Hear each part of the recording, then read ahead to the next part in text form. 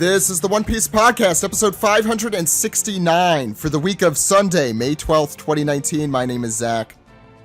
My name is Ed. My name is Steve. And my name is Nice. I was waiting for that joke. On today's show, we have very special guest translator for One Piece in Shonen Jump and Manga Plus. We have Stephen Paul with us. How's it going, Stephen? You have to say now, I'm not just the special guest and official translator, but you also have to say of One Piece and Samurai 8. Oh, I thought you were. Yeah. I thought you were barking up the American Treasure route that one of our fans was suggesting. That's that too. We can throw that in there. We can talk about it. Yeah, so Stephen, national hero. Stephen, you're translating the new Kishimoto manga from Shonen Jump. So that's right. author of Naruto. Do you want to tell us about it? I'm just waiting for what's his name to come back. Kubo. Kubo Tite. Yeah. Kubo Tite. We get all three of them. No, just kidding. Yeah. So and Toriyama. I am working on the new Kishimoto series, Samurai 8. I've mentioned it last couple of weeks, but the first chapter is already out, and I think it's pretty sweet so far. So if you are a fan of Naruto, or if you like samurai sci-fi kind of stuff with some like Buddhist references, so it's just kind of a big old smorgasbord of some of Kishimoto's interests. You should check that out. The first chapter is out at 70 plus pages, so it's a nice chunk of reading, and we're going to see where it goes. Super interested to see that. We also have with us Anime News Network writer. He is our anime recap host. He's been off for the last few weeks. We'll talk about that in a second. Sam, how's it going? Hey, Zach. Going pretty good.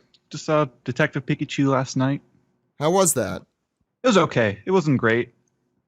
Okay, but it looks nice. It's not total embarrassment either. So I mean, that's really better than the level. Sonic Hedgehog, right? Yeah. Well, oh my god, they had the trailer for Sonic in front of Pikachu. To make it look good by comparison. I guess. Oh man, it's just some weird. Some people were weird talking looking about at it as something other than just like an internet joke. It's like, oh, I'm seeing this in like a movie theater with a crowd watching the Sonic the Hedgehog trailer. People were making jokes about all the kids there to see Pokemon crying when they saw Sonic. Exactly.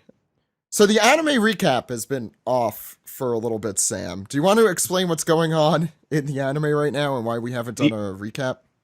The anime is making my job very difficult right now, is the long and short of it.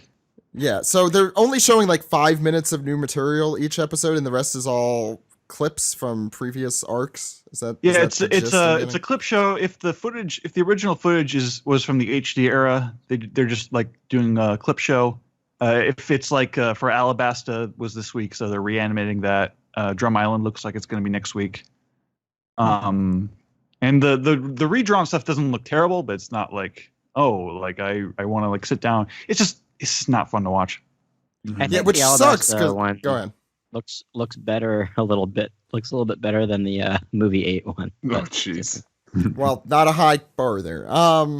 I wanted to say also, the thing is, this is really important material that is like being kind of stuffed into a bunch of clip shows.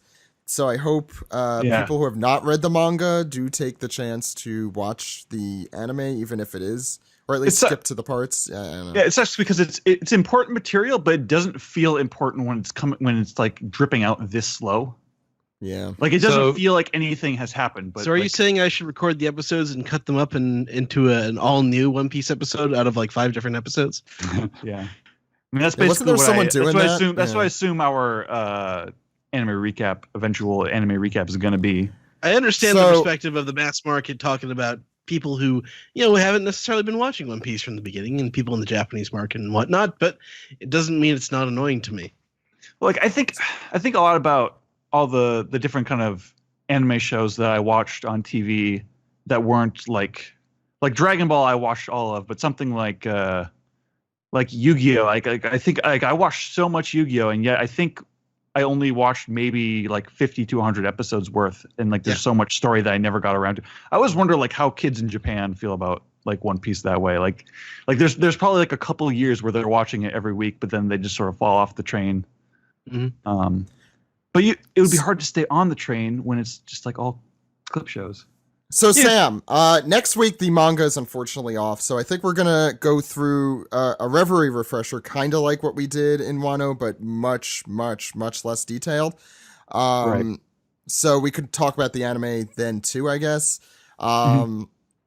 Probably not as a traditional recap. We'll see.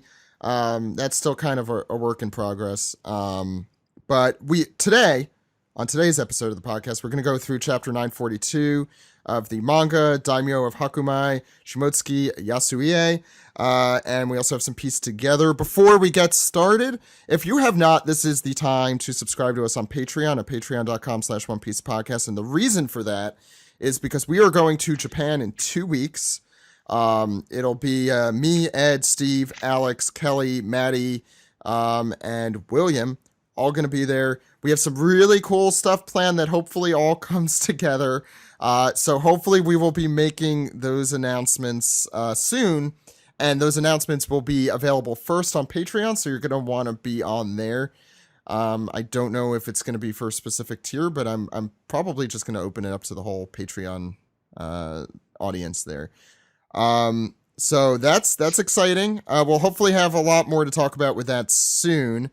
I also want to mention, Ed, you were not here last week. You were in Disney World.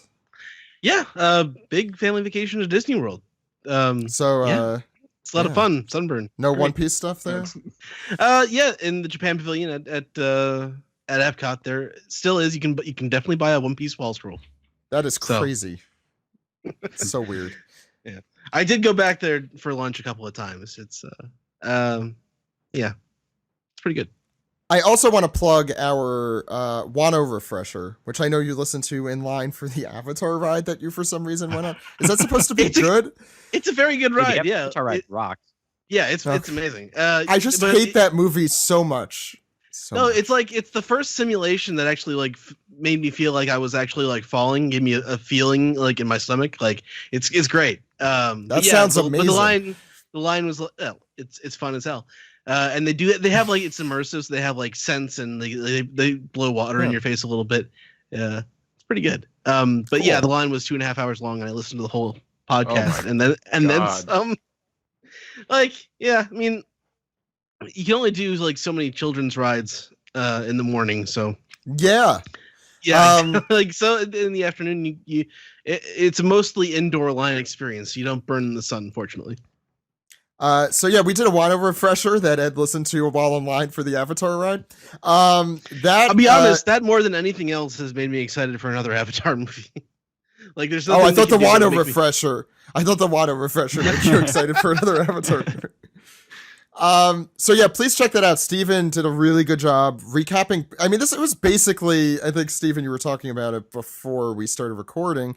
It was basically a read-through episode for Wano. Yeah. There's just so much to go through. So many characters, so much. So I hope that if you're having any trouble following Wano, please go back, listen to last week's episode. I don't think much of it is outdated, even considering this week's chapter. So I think we have a really long manga recap, so why don't we get right into it? All right. Mm-hmm.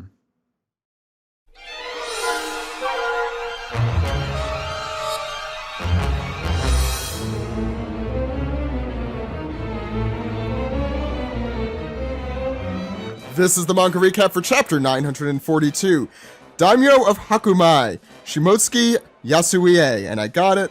I'm not going to say how many times that took me. Beautiful. You could read this chapter and all One Piece chapters the same time they come out in Japan.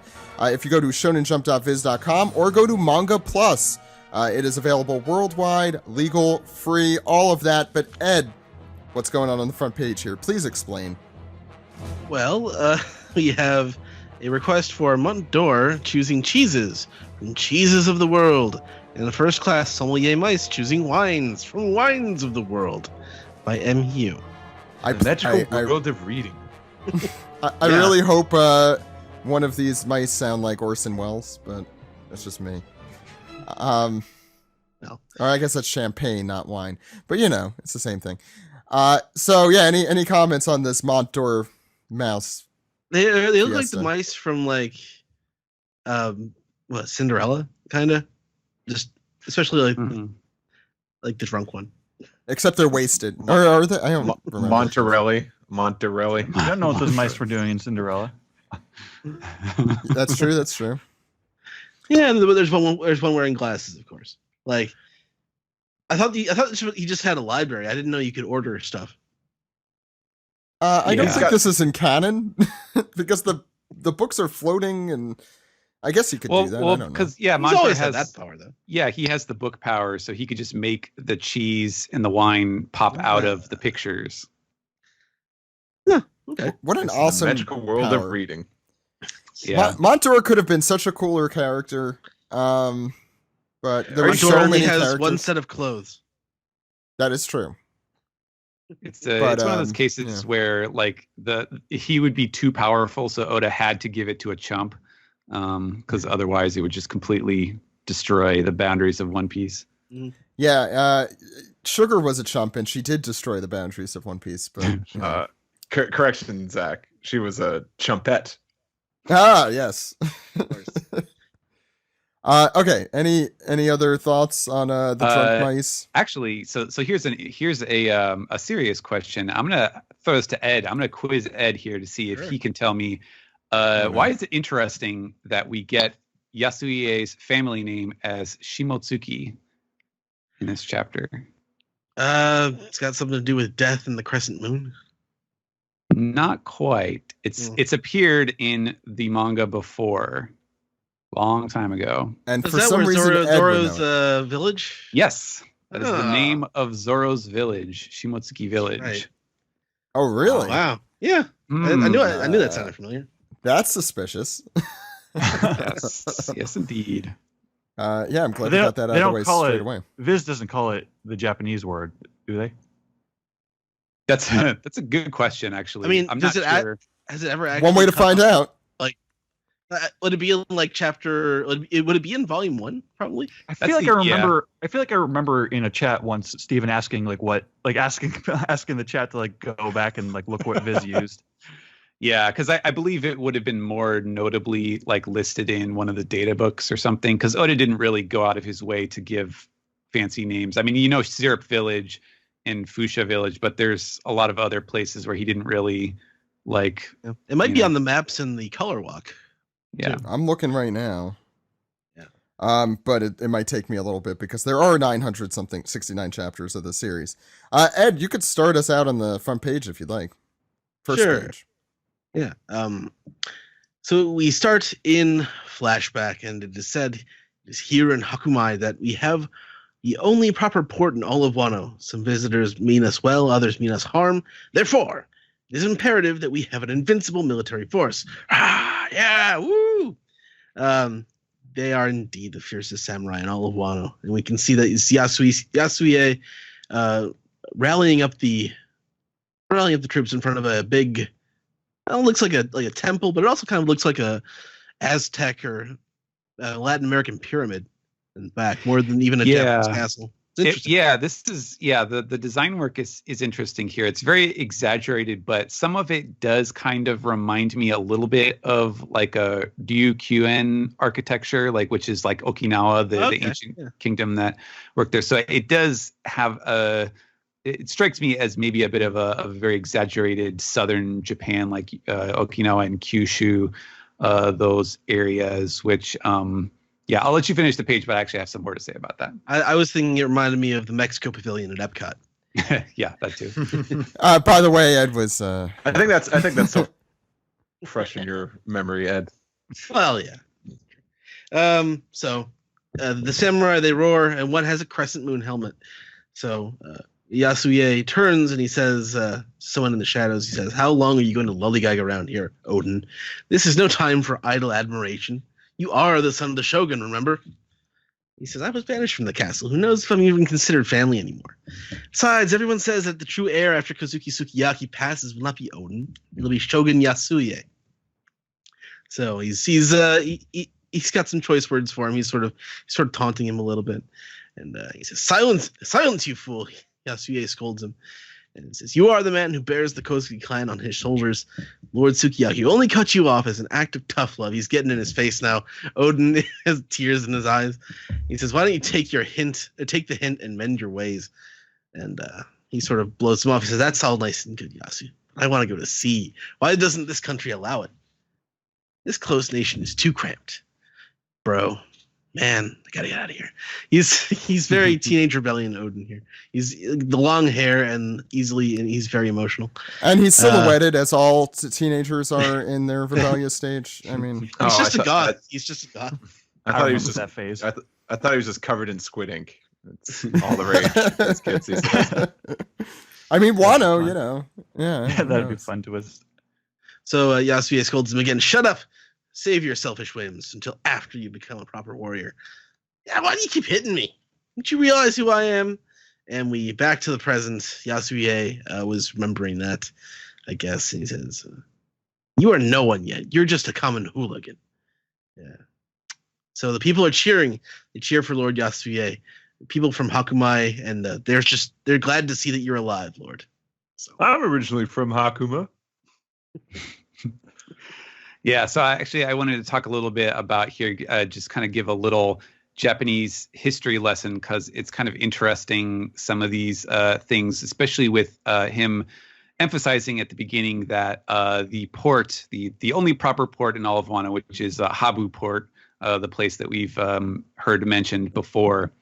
And it's kind of interesting because given what we know about sort of the general like cultural setting of the time period when that Oda is kind of drawing upon, that the Kyushu area where like Nagasaki is, for example, is historically like back in the Edo period was the area that was most associated with like being open. That was where the Portuguese missionaries first landed.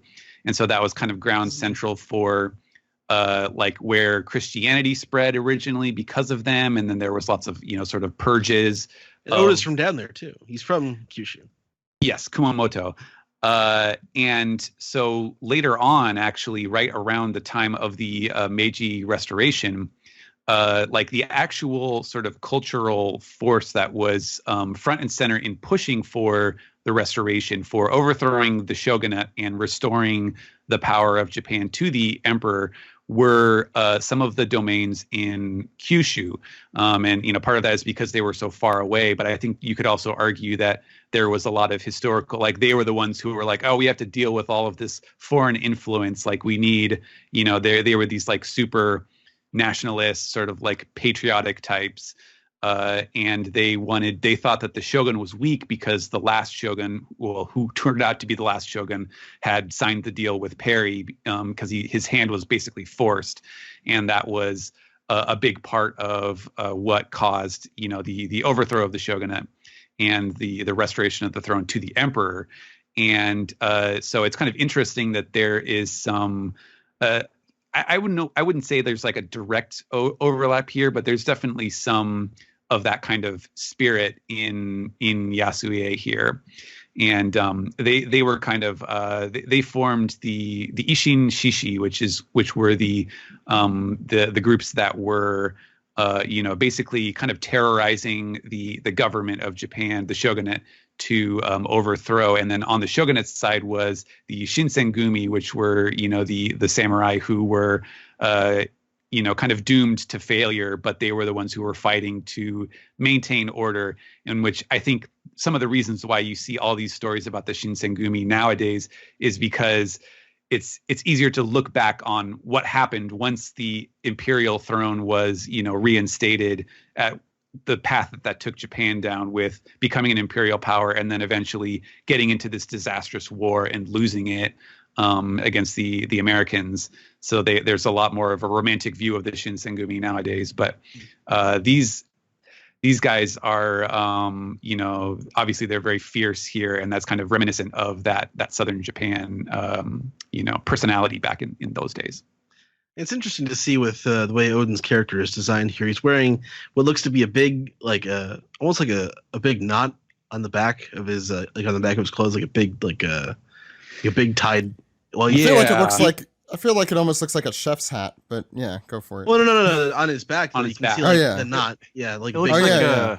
tied in a bow. And he's Yeah, eating Odin at the same time. it looks like how like Suyu from My Hero Academia ties her hair in a big bow. Yeah. Yeah. And also, or- Yasuye gives Odin the fist of love. Like you can see the big welt on his head. yeah. So like, Yeah. is that then not a hat if the welt was coming out of the top of it? Came through the top of the head. I don't know. It might be a big like Yankee hair kind of thing.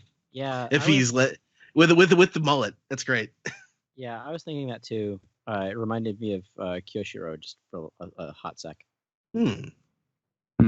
I think the loop could also be because I think that was kind of on the back. That was kind of like like an imperial, like not costume, but you would have like the black sort of sash around the midriff that has that little loop on the back. I'm not super familiar with all the details of that sort of stuff, but that's what it reminds me of.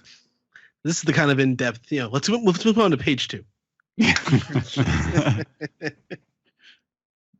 So at the Rasetsu prisoners' quarters in the flower capital, there's a big crowd gathered around for the the execution of Yasu here, and we hear just some background Walla lines like, "This man was caught stealing in the capital last night."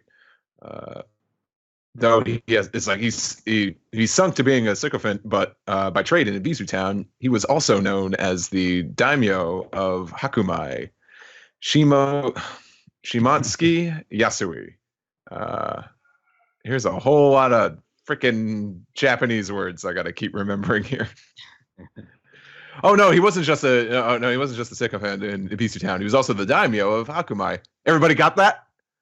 Good. Yeah. I got it because I had to say it 3 times. I don't know what a daimyo is. Isn't that So Sounds isn't important. that King? Isn't He's that a King lord. Piccolo?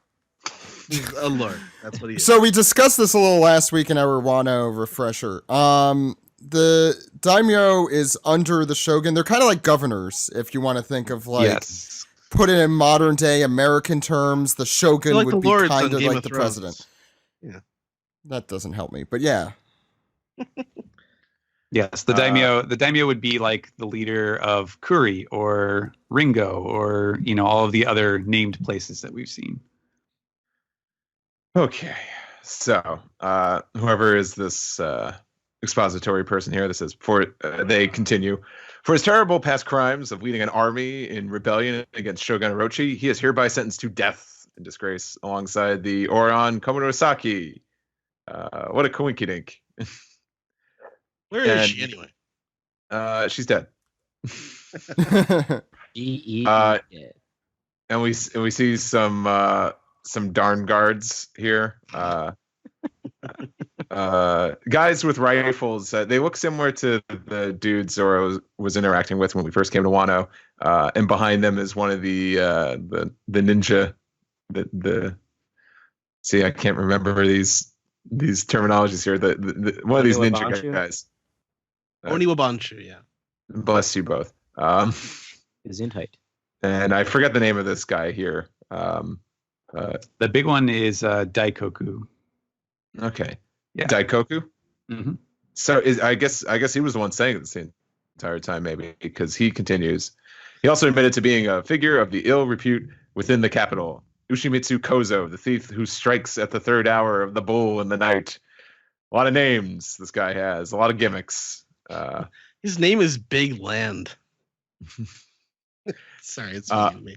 And Yasu then says like, actually that was a lie, but I figured if I was going to die, I might as well just, get your attention because I'm an attention whore. Maybe he's lying now. I don't know. It's so hard to keep track. He lies about some other stuff too, so Yeah. yeah. And then these guys say, "Wait, that's not true." It's like, I thought the timing didn't match up. This guy's like, "Yeah, that's right. He showed up at the hour of the rat, just like the rat he is." Oh, give me a high five. Anybody? No. Burn. And now we see via the broadcast.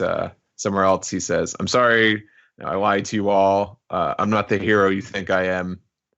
But then people are like, "But then why would he steal?" And then we hear just you could tell like the crowd is a gasp here, and they're pretty quiet. So someone thought they should break the tension here and be like, "Lord Yasui," right? They're trying to get like a chant going, and no one's doing it. Super Dragon. It's interesting. They got the screen set up all around the country. Yeah, I mean, apparently Wano's a great place. Just ask Orochi. But then we see Diaz Drake saying the uproar over Komurasaki's funeral has turned into a rapt attention toward Yasui's execution. It's a shame. It's a shame more people aren't talking about this funeral here. Before we move on to the next page, it took me this whole time to find the Shimotsuki village and when it was first mentioned in Viz, which was, if I kept going the way I was, it's chapter 440 is when it's first mentioned in the manga. Now, apparently it is called Shimotsuki Village in Funimation's subtitles. I'm not sure if it is in the dub. Yeah, the dub got this far. But in Viz, it's called Frost Moon Village. Okay. So I'm guessing what happened on Funimation's end. I bet it's like you see a sign on the village, and it's just in text, so it's not actually like spoken in the dialogue. Wait, Maybe. So Shimotsuki where is it mentioned exactly? It's the name Prior of to Zoro's village in chapter 440. Yeah. Interesting. Yeah. It's like a cover page of Zoro's mentor. Nope. right? Right. It isn't. Yeah. No. It's when they go town to town with the wanted posters. That's when it's mentioned. Yeah. But I think it does come back in the. I'm sure it decks does. of the world. Yeah. But the initial so- one. Sorry. Yeah. So Zoro's village is Little Shimotsuki. That's just regular. Yeah, Shimotsuki. I guess so. Yeah. I'm Little Shimotsuki.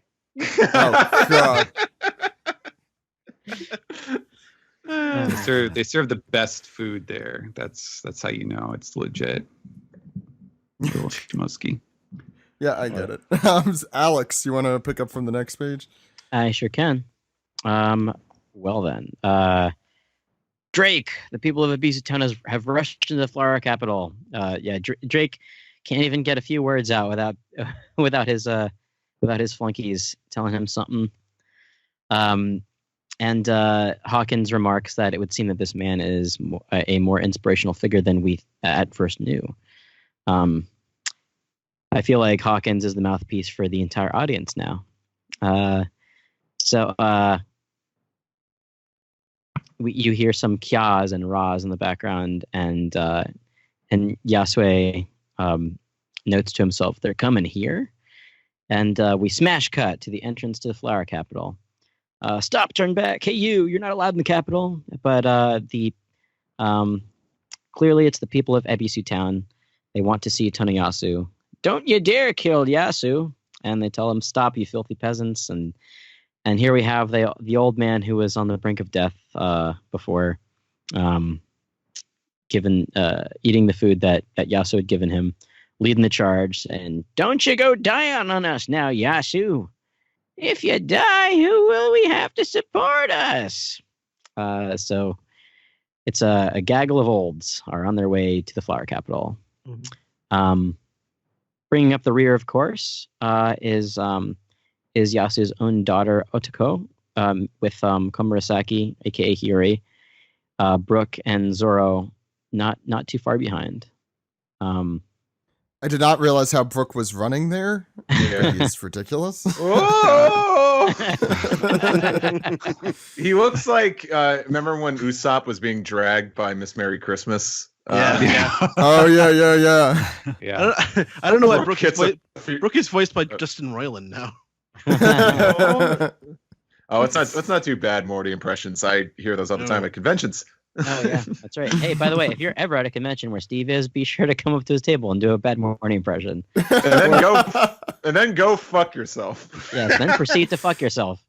Do it in your own privacy, though. I don't want to see that. Yes, obviously. In public. Yeah. Go ahead. I'm not sure who is saying this. I guess it's Hiyori. No, that's one of the guards or Drake or one of them. Oh, I see. Yeah. Saying whoever is saying this is basically letting them know beyond guard for rioting. Shogun Orochi's decision to display the execution on light scrolls may backfire on us. Geez, you think public executions generally don't turn out well, Especially in for One anybody Piece. involved. Yeah, 100%. Remember the last time we had a public execution? Ended up being a new era called Blackbeard. Shanks is like Shanks shows up and it's like, there's one thing I don't like is Yeah, it's broadcasts interrupting my stories. So, Imagine that Shanks was I wouldn't have thought of So that as far, a was when- motif Oh, man. before. suddenly like, You know what his we favorite break favorite for the show is special though? news execution. No, What's no, that? his favorite Yeah. show is One Life to Luffy. Oh my god. Oh One my life God. to Luffy will now return. And he's like, no, ruined. I Is just that watched how- Ace die on national television. I'm out. Is that how the Imperial abdication occurred too? That's how the new era was named? They had a public execution of some sort? No. Okay. That's a good question. Not one that I can answer. No. But Yasu's tied up there, and he says, "Wahaha! When the Shogun you serve as an idiot, it must make a vassal's life harder." That's a good line there. Yeah, it is. It's really great. God, I love him so much. I mean, that's something that could be said and- to so many flunkies in so many movies and comic series. And oh yeah. go ahead. I immediately thought of Hero Look, of course. And he gets everybody's attention by saying, "And now, good people, look upon the beauty of the flower capital. Bang! How wondrous a sight Wano is. And don't we know Subarashi. Subarashi desu. All right. And then we have this really great. We get to see what he sees. He might be on the execution block, but from where he is, he can basically see all of the flower capital. So what a sight to behold. It's not really fair. He's like, wow, look at this beautiful sight. Wish you were up here with me. Like, To no, be- that's okay. to be fair, if they were up there with him, they'd also be dying. So, spoiler alert. So he says, this is a beauty which is our pride and joy, built over generations of hard work by the Kozuki clan and the people of the nation. Which, if you recall the beginning of this arc, that is a forbidden thing to say. Everyone except Orochi. We all did it except for Orochi. And he basically says that. So well done, Ed. And meanwhile, Orochi, hearing his name mentioned, or just about to hear his name mentioned, is like, "Hurry up! He's delivering some stupid speech." Oh man, one of the people carrying the litter is a horse gifter. Look at his feet. Is I he? think they both No. are. Oh, like is that these what's are going his on? horses. Yeah, he's got one of them has horse hooves. The one in the front. Oh yeah, and that's why they're neighing. Okay, that makes sense. Yeah. Wow, that's a really fun. I didn't notice Yeah, that. that's a fun little thing there. Yeah, I definitely did not notice that. They're very like traditional ukiyo-e looking designs too, so that's a fun little twist on that. With an actual smiling horse to the right there. Anyway, you see Orochi in there looking, how dare he talk about me? And we go back to Yasuie, who is saying, "Can you hear me, Orochi?" He knows he could hear him. All you have done to our bountiful forests and fields and rivers and villages is pollute and corrupt them with your sludge and greed. And he means that both literally and metaphorically. This You is hell of are an episode of nothing. Captain Planet. Captain Planet. Maybe that's how he gets saved from this situation. You are nothing but a vermin. And Roshi's like, "You'll pay for this, Yasuie." And everyone is like, "No, stop, don't say anymore. Things will really go out of control." By the way, note to these two guys, he's already on an execution platform. So how much worse could it possibly go? Rioting, pretty much. Like, Yeah. that's Well, I it. think that's what he's intending. Yeah. Mhm. I think that is what he's intending, definitely. And he says Yasue continues saying he has an apology, and he says, have you noticed those riddle images that have been circulating? Well, in the last 20 years since the death of the Kozuki name, and without any manpower to avenge them, so here is the lie coming up and right there. I mourned the loss of that great house, and so I created that image. We know that is not true. Steven. Mm-hmm. And the crowd is shocked. What? And he's laughing. Oh, it's just a little prank. And they pull out of the entire city so that you can see the sound effects going, what? And he continues, 20 years ago, after Oden died, Orochi came to us, the 4 remaining daimyo, with a question. And we see from the back of the crowd here. I'm not sure if this is in. I guess it's not in the flyer. This is Bakura because I see Hold there. Yeah. And it's a screen. You could tell it's a screen. Yeah, it's definitely a screen. So Shutemaru and his guys, his thieves brigade are. I guess this is them coming to like sack and pillage Bakura town as revenge, and they see that everyone is watching this thing, and he's like, wait, not yet. Because Shutemaru clearly, being an old timer himself, like he recognizes something is going on here. And meanwhile, Yasu's speech is continuing. The question is, would we serve Kurozumi or fight? And it's a laughable query. You owed Oden for everything you had, but you stole the shogun's throne through deceit and chicanery. It's a good word. Who would serve you? And You're patting yourself on the back. Yeah, I'm patting myself on the back. It is a good word. It deserves deservedly. And so what are they riding? Okay, all right. So we see that not only is Shutemaru showing up here, but we also see Dogstorm and Kinemon have come right behind them on what look like big, like fiery roosters. Yeah. Big fiery cocks. Big ol'. That's like a Japan cocks. thing, isn't it? Like a. I'm not naming the Fire episode baby. that, Alex. All right. It's like Siren, but a bird. Yeah, Right. Isn't the Pokemon Blaziken based on like a Japanese rooster? Yeah, is this Cock? based on I- something? I would not know. Maybe it's like a didn't know Pokemon. cockatrice. Wait, I'm looking this up. Flaming There's like a- rooster. I'm not using the other word because no. Oh, that's a Like bar, right? yokai or Well, yeah, if they're cockatrice, then Shutemaru better not turn around and Yeah. look at him in the face. Oh, so there's yeah. there's a scroll called Hell of the Flaming Rooster. Just using Wow. Sounds fun. Yeah.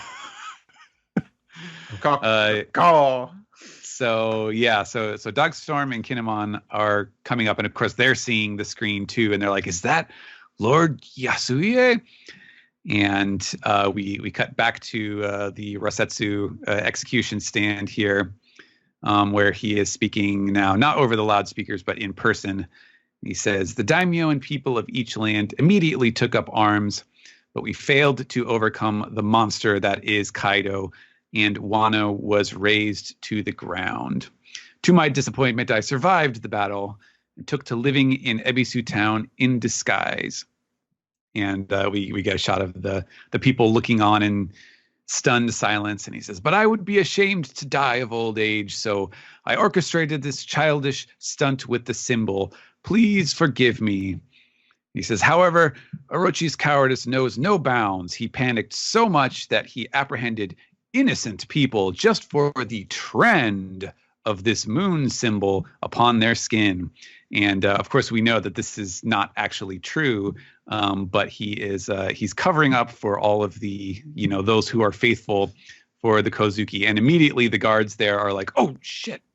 Was this a mistake? Was the Shogun Orochi just imagining the danger? Like, what are we gonna do? Look at we arrested dozens, hundreds of people in here. This is I feel like clearly, a real dick. yeah. This is Are we the not bad guys? not a good thing for public unrest to have arrested so many supposedly innocent people. I want to say a couple things. First, I really like that story element there with these two guys because we did really establish earlier that everyone thinks Orochi is insane, and that he's imagining. But they don't want to everything. say it. They don't want to say it. And the funny Right. thing is he's not, but he doesn't know that he's not. It's like it's Mm-hmm. yeah. The other thing is I looked up the fire rooster. I think it's called a basan or basa basa, which is a fire rooster that lives in Ehime Prefecture. So sounds right. thank you, Sam. Big fiery That sounds like what I was thinking of. Anyway, look it up online if you want to see what it looks like. Sam, continue. Oh, we went on to the next page already? We Yeah, are. that right? was the. Yeah, that was last it. That was it, Sam. All right, so we see Orochi. He's standing on the little carriage thing that his men are pulling on him, and he's got his gun. His gun reminds me very much of the guns that were showing up in like Princess Mononoke.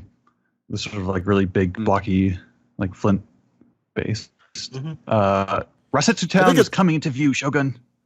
Zach? I was just gonna say it's a super cool panel at the top. I like everything that's happening there. Yeah, Like you can feel him like getting ready to aim like while moving and. you feel the See the action. people clear, and the look at the people momentum. clearing the way for the horseman. The horsemen. Yeah. Yeah. Yeah. Yeah, Came the in and stirred kanji up. is also horse on the back of their jackets, so that's how you know. Ah. And this is Orochi. Enough of this, Yasue. I'll pump you full of lead. There you are, Orochi. How long has it been? Any last words, Yasue? Orochi, how about this? Shall I recite the words that have a stranglehold on your heart? A man of such small caliber, wink, wink, wink, wink, nudge, nudge, if you know what I mean, shall never in his life truly devour Odin. Wahahaha! So this is where Way to bring that to a completely different place. I mean, caliber. In so many words, yes. Listen to me, Kinemon, and you, Akazaya Samurai, and the future Shogun Momonosuke. The plan you created is once again a blank sheet of paper. But I've shown our comrades caught in Rasetsu a new gathering place. And we see the people in the jail. I don't think I understand this part. Like, what's he mean by new gathering place? I think what's happening is that I think, and correct me if I'm wrong here, Stephen, Yasu realized that they figured out the general scheme of the plan, which is why he lied and said that he was the one who planted the original one. And then in its place said, okay, we're actually going to meet here. I don't know if he communicated that with the Akazaya samurai, but that seems to me what seems to be being passed around the prisoners.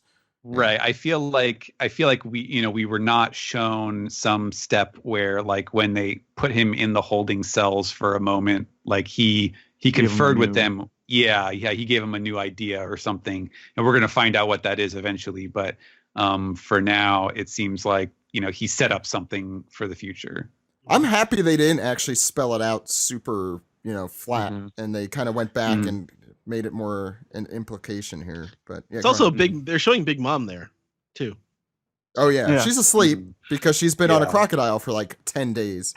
Yeah, they're showing Momonosuke. That's the point, is because he's real small. You have to zoom in. Yeah.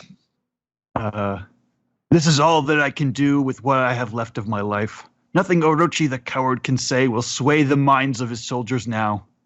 And you see Kinemon tearing up. We are grateful. And we see some guards. This is the problem we have. No, these are different cards. Yeah. Sorry. Yeah, these are No, guards. go for it. This is the problem with having a coward for a shogun. Hey, don't let anyone hear you saying that.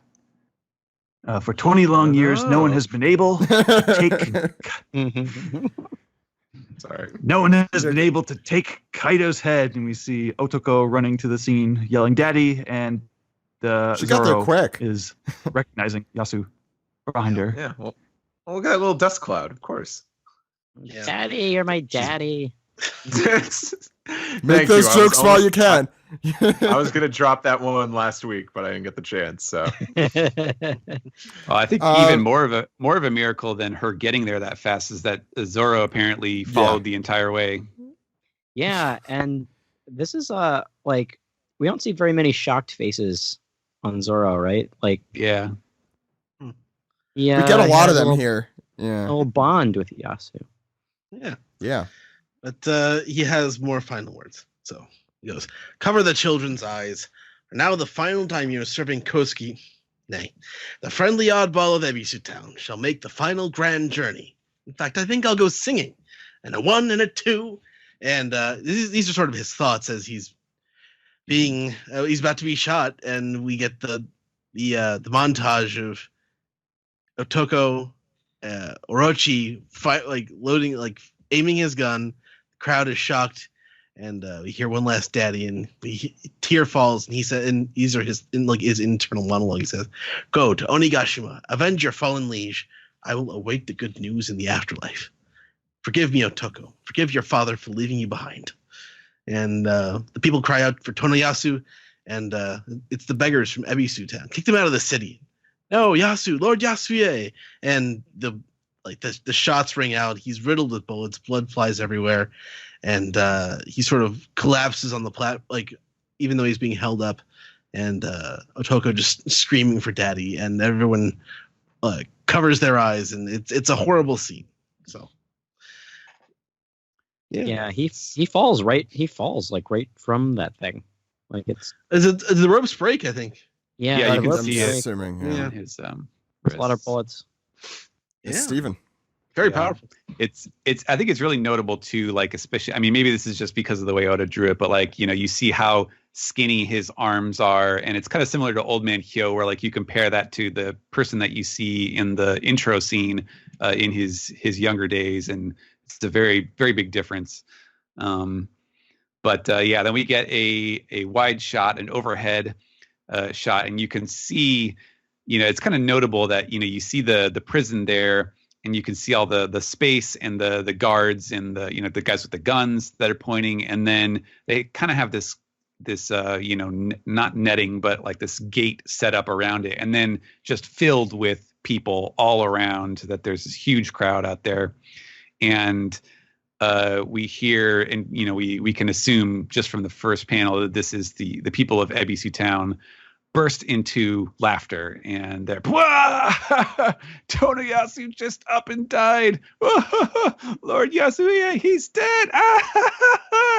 And they are just screaming. The tears are flowing, and they're clutching their stomachs as they laugh and giggle. And then we see Zoro in one of these panels is like, what? It looks like he has eyeliner. He's like, what's wrong with you? Someone just died. And, you know, you get a little shot of Yasuye in the distance on the ground, and Brooke is just kind of looking on like, I don't know. And Zoro demands, what's so funny about that?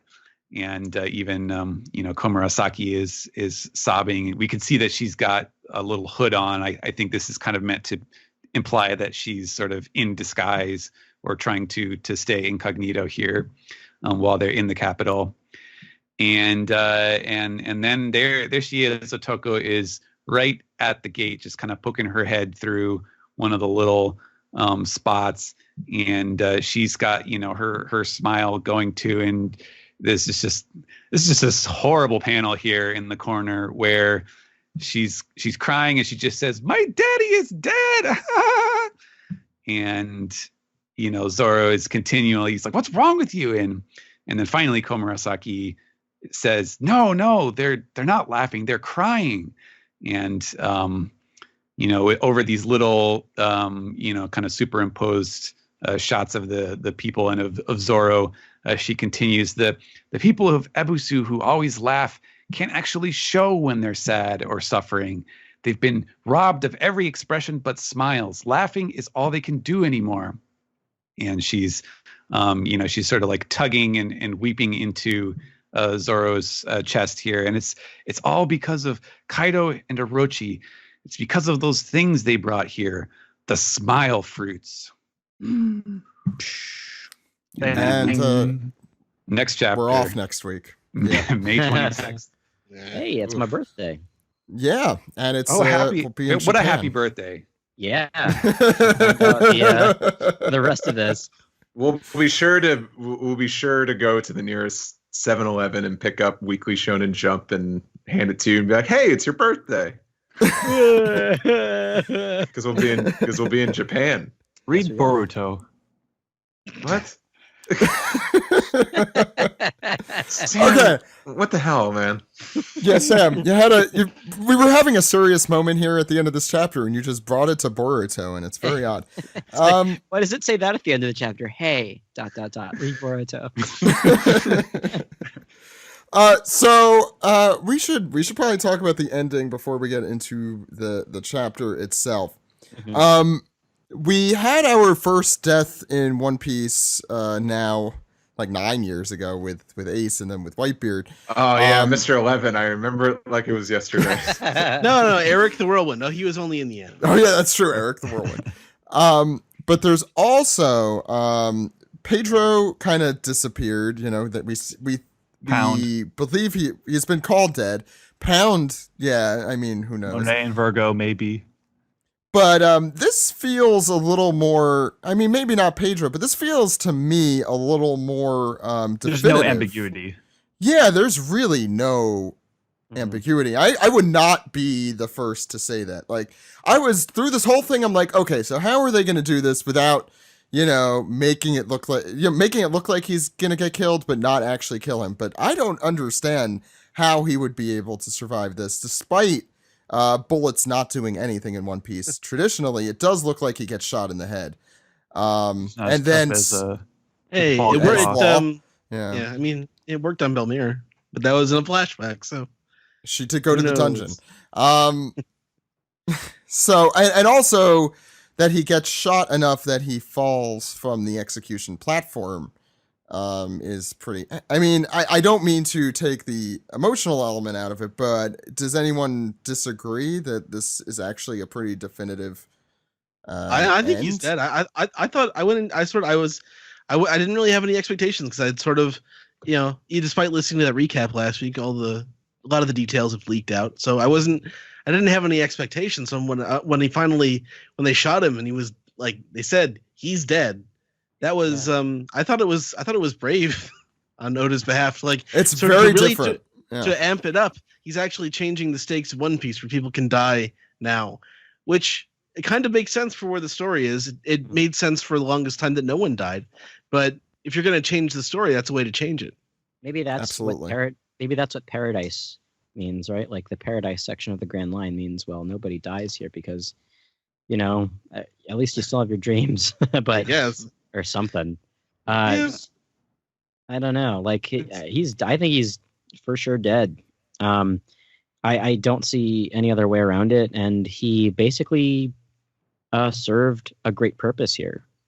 I'm sure we'll see him again in flashbacks, of course. flashback. Yeah. It's strange because in so many ways, like he feels like he is a sacrifice for the audience. So that the audience knows that Wano is like for real now, which is such a non-Oda way of doing that. It is. I mean, he feels like such a Hirolu character in which he is someone we didn't know before, kind of just this quirky guy, and then makes this really profound speech at the end. And his death affects everyone around him, except this is not a flashback. I mean, it has all the elements of what would normally be. No, but this will be a flashback in the sequel to One Piece. Okay. Thank you. until Pell flies in. Says, look who I found. Or Paglia gives him a lift on his waiver. Hey, do any of not dead. Do any of you guys have any differing thoughts or about that? I think it'd be interesting if he came back as a yokai. But More ridiculous things have happened. Like a Force I guess. Ghost? Yeah, like a Force Ghost. I guess that's technically, yeah. So he's going to be played by Hayden Christensen in this version? Let's hope so. Okay, so let's talk about the chapter itself and your thoughts about it. Alex, let's start with you since you're talking. Yeah, man, I loved it. I loved this chapter. It's really interesting because we weren't. This entire chapter was essentially just Toneyasu's death, but it was all about him, and we found out everything we need to know about him that we didn't know before, and everybody who he was close to and familiar with was there, helping the stakes be raised properly. And I think Oda really pulled it off. I can't speak for every single reader out there, but I really loved Yasu just because of his the way he carried himself, the kind of person he was, and I think it's super interesting that when we first were introduced to Ebisu Town as like a concept, we thought that something suspicious was going on. Like, oh, these what's up with all these people? They're all smiling. That's super weird. They must be plotting something against Zoro, and it turns out it's almost the opposite. They're like victims. And he has the same name as Zoro's village. Yeah, that's such an interesting thing that I can't completely process right now in terms of my full thoughts. But I love this chapter. I think that Oda lately has been I think he's been, a little more brave killing actual characters. Of course, jury is a little bit out on Pedro, but because of the aftermath of Pedro's death, I think we can safely assume that he's dead. At the very least, it hit that emotional gut punch. Pedro's death was the first time since Whitebeard and Ace that I was like, oh wow, somebody died. I guess maybe Pound too, since we don't really know what happened there. Yeah, I mean, I wouldn't be shocked if Pedro came back in some form or some way in the future. If Force he Ghost. were alive. Not Force Ghost. If he were actually alive, but hobbled or something.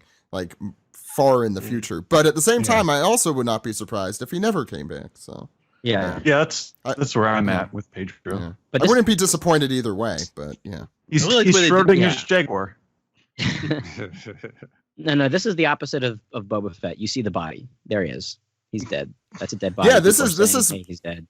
Yeah, this is usually what do we usually say on this podcast? Unless you see the dead body, I would not assume that he is dead. And Ace and Whitebeard are the only other two times that's happened, and here it looks like that happened. Unless he Odo walks it back next chapter. Wait, he's still breathing a little bit. Yeah. Take him to the dungeon. Yeah. Nah, I don't think so. Possible, but unlikely. Yeah. Me either. This serves up a lot. So I does, love this chapter. That's what I'm gonna say. Sam. Yeah, loved the chapter. I was kind of surprised when I was listening to the podcast the last few weeks, because it sounds like people were kind of just they thought the last few, I thought the last 3 or so chapters have been really great. I think I especially love how Yasu is this he's a side character. He's this kind of unassuming character that you figure could become important in some way, shape, or form. But when he actually does become important, it's this is actually what this whole story is about. Is this guy? And it just feels like we're ripping a scab off or something. Now the story is kind of. And he kind of just big looking open at wound. it too. Yeah. I think that the Odin flashbacks at the beginning of this chapter were really good. They characterized Odin a lot more than we had gotten before. It was clear that he was supposed to be this kind of larger than life character whose kind of fun, easygoing personality is sort of inspiring the other characters. But this flashback, or this little snippet of a flashback, I think gives us quite a bit more, because now he's like a Disney princess who wants more, and his family expects. He's Moana. Yeah. There's got to be something more than this provincial town we call not Wano. Ebisu A lot town. of this is all stuff we knew about him, but that we hadn't really seen. Hakumai. Well, they didn't really talk that much about his. Because is it his dad who wants him to? Well, he was known to be a wild child. That's kind of what we knew. Yeah, but there wasn't really hints that was a point of contention among him and his family and stuff. I just kind of assumed it would be, but it's really explicit. There was the previous scene when we found out that he was made the the daimyo of Kuri when it was previously sort of like a lawless land. I think that was in the graveyard or in the ruins of the castle when they first meet up there. So that you might be interesting to go back and reread that. Yeah, sorry, go ahead. Yeah, so Odin, like I'm even more interested in Odin now than I was before because he's like the like in One Piece, we've got Luffy's our main character, so kind of the wild free spirit characters are kind of where the story sympathizes with the most, as opposed to like the really uptight, like responsibility driven characters like Yasui here. But we know that his story ends in tragedy, so like how's that gonna pan out? Will be interesting. Speaking of Odin, I think it's really smart of Oda to have kind of introduced him in flashbacks now, so we can get a feel of his personality. Because once we hit that flashback, we're gonna want to be like hanging on every word, right? Mm-hmm. Yeah. Man, like the smile, like I'm trying to, I wonder where the smile thing is going to go, because that's a really interesting. Although that risks kind of taking away a characteristic that I really liked of the Ebisu Town people, like people who just sort of like take it easy and like smile through the pain and all that stuff. Like that's how you get to my heartstrings. Like that's kind of the stuff I really gets me choked up. And now we're learning that like, oh no, like they literally cannot do anything but smile. Well, at the same time, if you're repressing your true emotional state in favor of smiling, you're obviously going to crack at some point. Yeah, and that definitely seems like that's maybe where this is going. Like, is it going to be like an inside? Is it going to be like an Inside Out, like Pixar's Inside Out, where it's like, oh, you like sometimes sadness is good, sort of a. I think in a different kind of way, and where external forces have stopped it from actually happening versus them internally doing it. But I think I think it would show the same kind of lesson in kind of the opposite way, that like, oh no, you want to be happy all the time? It sucks being happy all the time. Yeah. Look, these people have to be happy all the time, and look at them. I wonder if Yasu is exempt from it. Like maybe he's like actually is smiling by choice, because that's such an Oda thing where it's like, oh, you die smiling, you die content with what you've done. I'm looking at every panel. He has the same smile on his face in every single one. Yeah, but so like except for in the flashback. Except for in the flashback. Except for in the flashback, yeah. Because before the assumed arc is like, oh, he was an uptight guy who through age and regret like loosened up and like now putting on a smile for other people. But maybe not. Yeah. Maybe like, is he inflicted by the smile thing, or is this something he's doing by choice?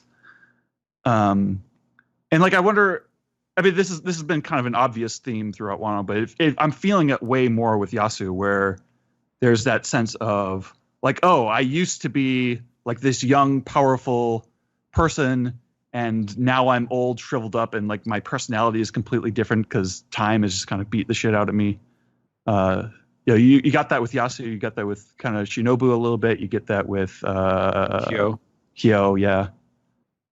So I wonder if that's going to be like a major angle for the story of like, oh, this is for like old people who, time has passed them by, but they still got something in them. So that's my general thought. I did want to mention before I move to Steven, or even for Steven. So it says Orochi came to the remaining daimyo with a question. So I'm assuming then, we had the discussion last week in our Wano refresher. It seems like that would mean that Odin never reached status as a shogun, and that he died as a daimyo. Right. Yeah. Right. So that kind of answers that question pretty quickly. I think Steven, so. Yeah, go ahead. Thoughts on the chapter? All right. So I guess the first thing, the one last thing about the ending scene, what we started talking about at the end of the chapter, that I think makes this more definitive than normal. And it's, of course, this being One Piece, it's crazy that we would even need to debate this at all. But this is just how, the track record of One Piece. But I do feel like the thing that differentiates this from everything else that we have seen that is like potentially a death, or we assume is a death, is that, you literally have let's see, 1, 2, 3, 4 different cases of people saying he is dead. And I feel like when Oda, is sort of, staying a half step below that, you don't actually hear people say like, oh, they're dead. It's just like, oh no, that, how could they do that? Or, they just scream the person's name or something, but you don't you don't get it literally stated like that. Like I was saying, with how dramatic it is, it feels like a scene out of another character's flashback. Yeah. Oh yeah, for sure. Yeah, it definitely feels atonal for what you usually get in One Piece with the execution itself, at least. Yeah. In the present day, yeah. Yes. Yeah. So this chapter is just superlative. Like, this is an incredible chapter, I think.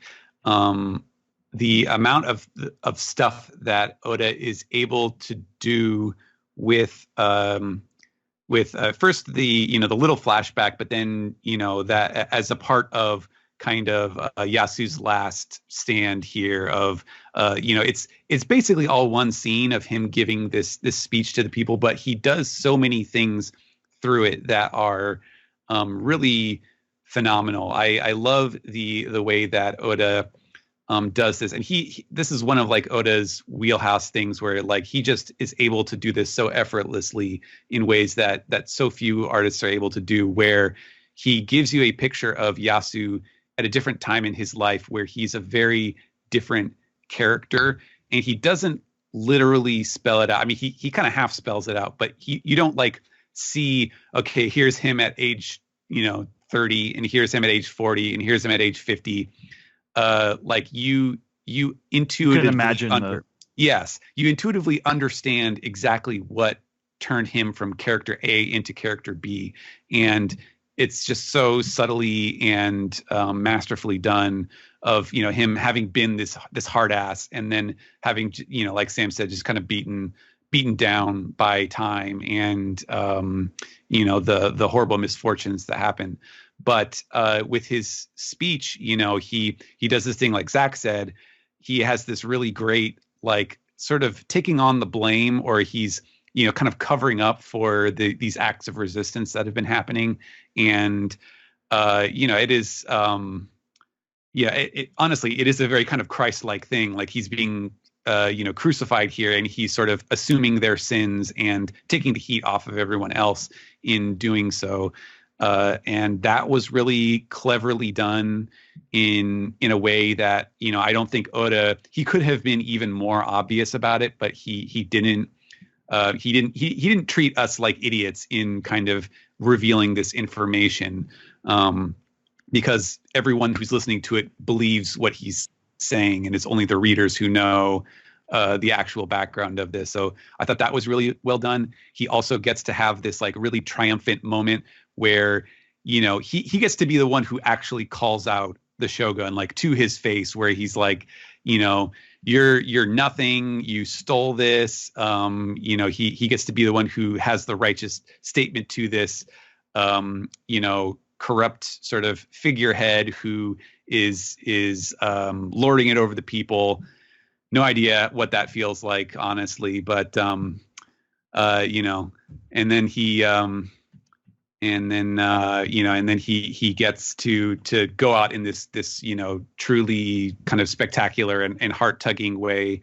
It was just an utterly heroic chapter for Yasu, and it's just it's one of those landmark chapters for me. I think this is probably the best chapter of Wano so far, and I don't know what to make as just the last thing for the Smile Fruits. I'm not sure what to think. I'm not necessarily interested in like speculating on how this actually works, but I do really like that Oda kind of finally tied it into the name, which is really interesting, and I'm eager to see if he has something more up his sleeve with how it works. Because I'm interested to see if like eventually we go back and we see the first time Smile was mentioned by Doflamingo and like Sabaody.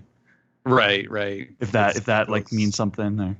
Yeah, it's crazy that's how long this thing has been going on for too. Mm-hmm.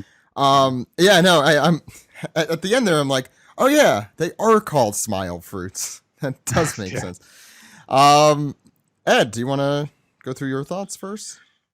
Well, I don't know. I think you have gotten most of it out, but I guess what I love so much about it is, like I was saying, it feels like this is a speech that's going to have an effect on everyone who watches it like into the future. Like we know so much about all the people who were at Gold Roger's execution, all these famous people, all these people who were inspired by it. But like I think he's trying to recreate that moment, but do it on a smaller, like a microcosm for this Wano arc. And like and as One Piece sort of it gets more serious, it gets more deadly as the series goes on, and which I think sort of makes sense as an escalation that would happen when these high stakes conflicts are going on. And I mean, it could also just be that he wants to make Wano special. He's had Wano in his mind for a long time, so maybe he does want to break some of the rules like that. Because when the first time you break a self-imposed rule, it makes it so much more shocking. Like the first time something like that happens, you almost can't believe it. So you can't believe it's true. But now that it is, like now that's possible in One Piece now. We can do that now, which makes sense as we're going into the end. It's not something that you can keep doing over and over again. But as we go towards the end of the series, I think that is something that having that and knowing that it's possible is more important now at the end than it is at the beginning, when it's sort of more important that all these characters have armor, plot armor. Although Pell could have died and other characters could have died too, but I think it was more about the principle of the thing that characters don't die in One Piece, and now characters die in One Piece, and you can die. More people are dying. I wonder if he was thinking about doing this like ever since Greg gave him Game of Thrones, because this is a very like it's Ned very Stark season thing. one. Yeah. Yes, It's very yeah. yes, very much. I like- Steve. yeah, true. Oh, you guys are gonna hate me. What? I mean, all you guys, everything that was said is very valid. It's, I don't know. Maybe my heart just wasn't in this chapter. I think Kick him out. No, let's talk about it, Steve. Like, No, you know. I'm joking. I'm joking. Go for it, Steve. I think the problem I'm having with the Wano arc is I'm being introduced to so many characters, and it almost feels like, it's like the attachment isn't there yet. So the fact that this guy, that Tony Yasu is being killed off, and it's tragic, and it's good storytelling. This is a fine story. There's nothing wrong with it. It's just I'm not feeling it. Like, I'm actually, a part of me is kind of relieved that Oda took this dark route and apparently killed him. I think it's a good change in the stakes of One Piece for sure. Are you relieved there's one less character to keep track of? Yeah. Strike him from the record books. You still have to keep track of him. He's just dead. Yeah. He's not going anywhere. This. I'm sure this will probably. I'll look back on this moment with a lot more attachment once we have some flashbacks and we learn about Odin and Yasue, the stuff he did in the past. And I'll be like, oh, I kind of like that guy. I kind of wish he was still alive. But I don't know. This chapter really didn't hit me. Didn't strike my emotional core. And dare I say it, and I don't mean this like, and I don't want to say this in like a mean-spirited way. I just want to see the Straw Hats again. I just want to see the Straw Hats together doing stuff. But I could tell Oda is putting his heart into the Wano arc, and I think he's telling a lot of stories. I get the feeling that, Oda still enjoys doing One Piece, but I think he's such a big fan of samurai movies and stories and Yakuza stuff, and he's just like getting it out of his system right now because he doesn't plan on ending One Piece just yet. So it just feels very detached from One Piece. But then again, I think this is him. He's getting his shit in on his samurai and Yakuza stuff, because after this arc, it's probably gonna be Endgame. So we're gonna get, a hell lot more pirates and navy fighting it out again in the search for giants. And we need like a Davy backfight type arc after Wano, I think. I think people would resent that. I was going to say think- you are Yeah. the only person who is Yeah. listening. Well, To yeah. be honest, as much as I'm I like don't a big, believe that. I'm a big defender of the Davy back fight arc. Something like that right after this, like what purpose would it serve other than? Well, it's given the characters a chance to just sort of hang out and bounce off each other. You know what? The only way I would accept that is if Foxy came back. It's like, hey, do you want to do another Davy back fight? And then Luffy just starts yelling at him like Freakazoid. It's like, no! Don't you We've want been to having a good time. No, didn't you on watch this- the special of Nebulandia? Come on. Yeah. I'm saying I just want- Davy back I just want- fight with Jinbei.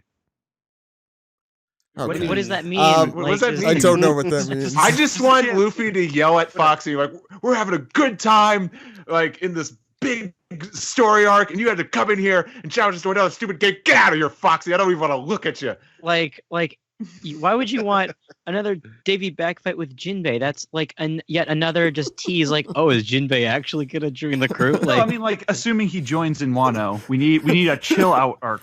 No, I bet you. I You're bet you what saying happens. you want a Davy backfight arc where they lose Jinbei after finally getting him in the freaking crew. That's what I was gonna That's say. what you're saying. Jinbei's like, well, guys, it's official. Why don't we toast to it? And it's like, oh no, we lost this game of soccer. Like, well see ya. It's my match. No, Steve, Foxy it's forever. Steve. It's called football. I mean, I do. I mean, I'm not gonna lie. It'd be really great to have a figure with Jinbei, and he has a T-shirt on that says "Dodgeball Time" on it.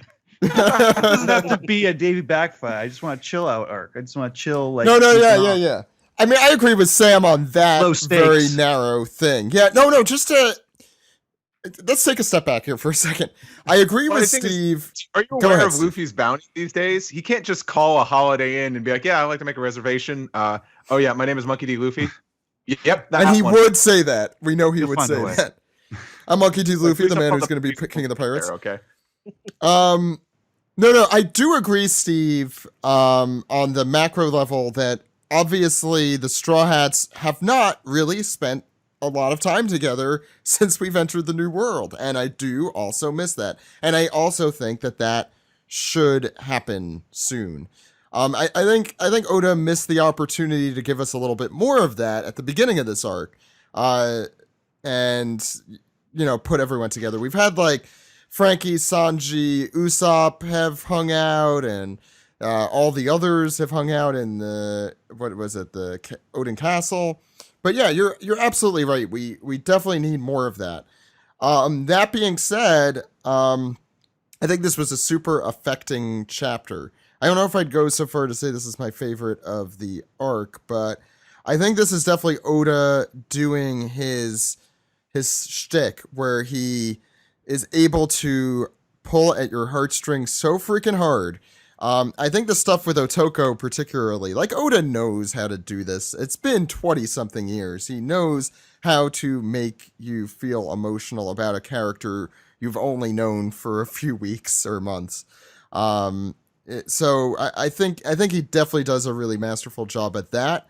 The Otoko stuff I thought really did affect me when I read it. The stuff where we have the actual execution for Yasu is, I think, super different. Even the sound effects are very different from what we normally see in One Piece. From that was a third to last page where he actually is getting shot.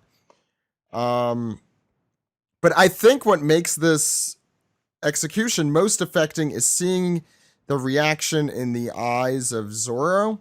I think he really is the focal point for this chapter. Like, why is Zoro there?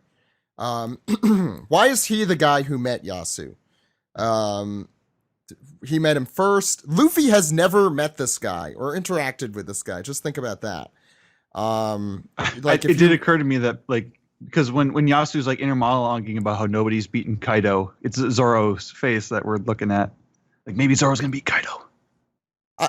Or Orochi. Yeah, I mean, I'd see him beating Orochi before Kaido personally, but Yeah, I mean that's no, I know, but Zoro gets a real chance to emote and react to this really insane situation of everyone not being able to cry at something that is truly tragic, especially with Otoko. It's a great Zoro moment, actually. I think this is probably. I mean, this is a really different situation than Zoro's ever been in, as far as I could think of. I mean, sometimes Zoro is the straight man being like, "What the hell is happening here? Why isn't the thing that should be happening happening?" He's not usually this affected, but he's only affected this much because he knows Yasu and he likes it. Well, I mean, you could, like, I would just, even that, it's just, he's really only in that last 2-page spread, and he's looking around and seeing everyone, like, cry laughing and being like, what is happening, like, trying to process it. Hey, what's going on here? Someone just died in front of me. And then the anger kind of boiling under him, and then him trying to kind of shake sense into everyone, but being stopped by Hiyori. It's a really... That to me is the most affecting part of this chapter. And which is, I think, what Oda was trying to do, because, I mean, to kind of go to Steve's point, this is a story about the Straw Hat Pirates at the end of the day. And so us seeing it from the point of view of a Straw Hat, I think it brings the reader into it there. Because we don't know who any of these other people are. So it also, it's not just Tonyasu, but this is a tragedy for the entire town of Abisu. Like, yes, sure, we only spent a little bit of time getting to know Tonyasu, but it's not just about him. It's about this entire town of people that we've followed since we saw Zoro, basically. We found out this town's deal, and now the entire town has come and seen their, the sycophant that they've come to know and love die in front of the entire country, and basically giving his own, the One Piece is real speech. I think that it's not just affecting because Tonyasu died, but it's also because of this tragedy that we are feeling through that town, his daughter, and Zoro, who has come to know this town. Like, Zoro was sort of saved by this guy because, well, I mean, Zoro, anything Zoro does tends to even out. He ends up finding his way no matter what. But these were sort of saving.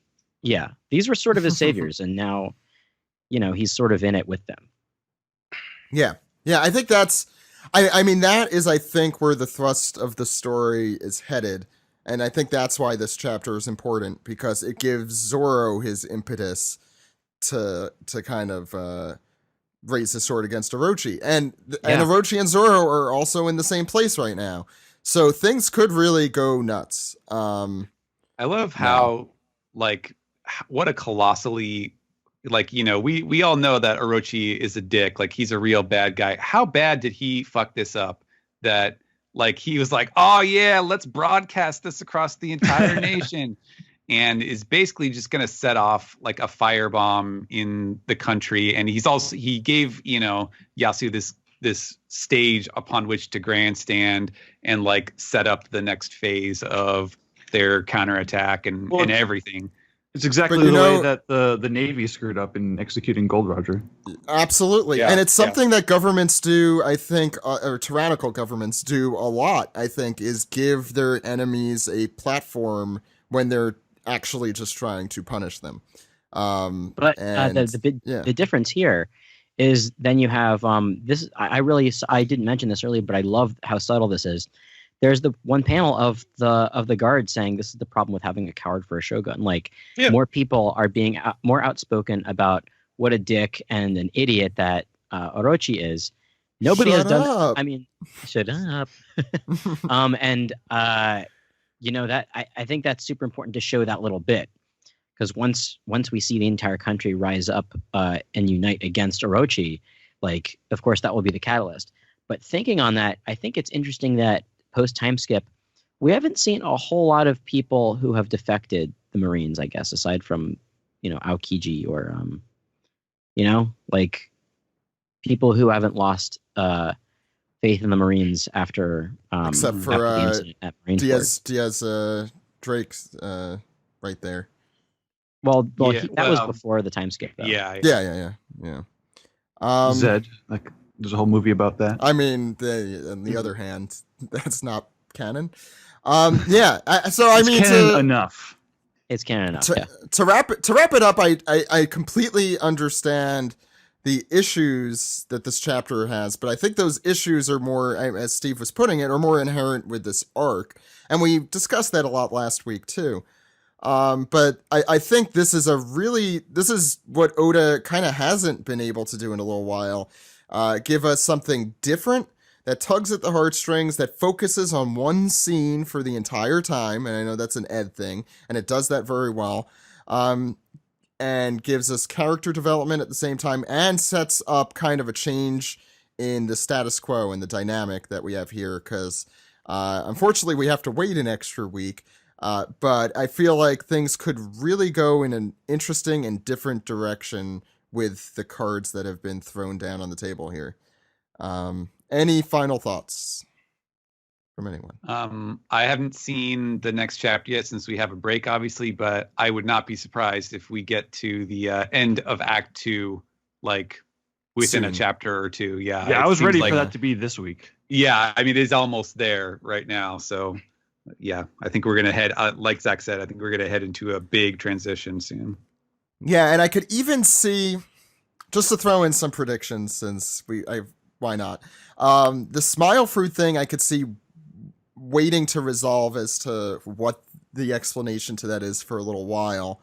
If the third act is going to be a flashback and it happens soon, which I think would be a really cool narrative, turn, considering everything we just got this chapter, I think we might get an explanation of these smile fruits in kind of a show don't tell way, where we actually get to see it and see how it affected Abisu, firsthand as readers. Hey, Zach, do you don't happen to have on hand our predictions for when Wano would end, do you? Oh my God.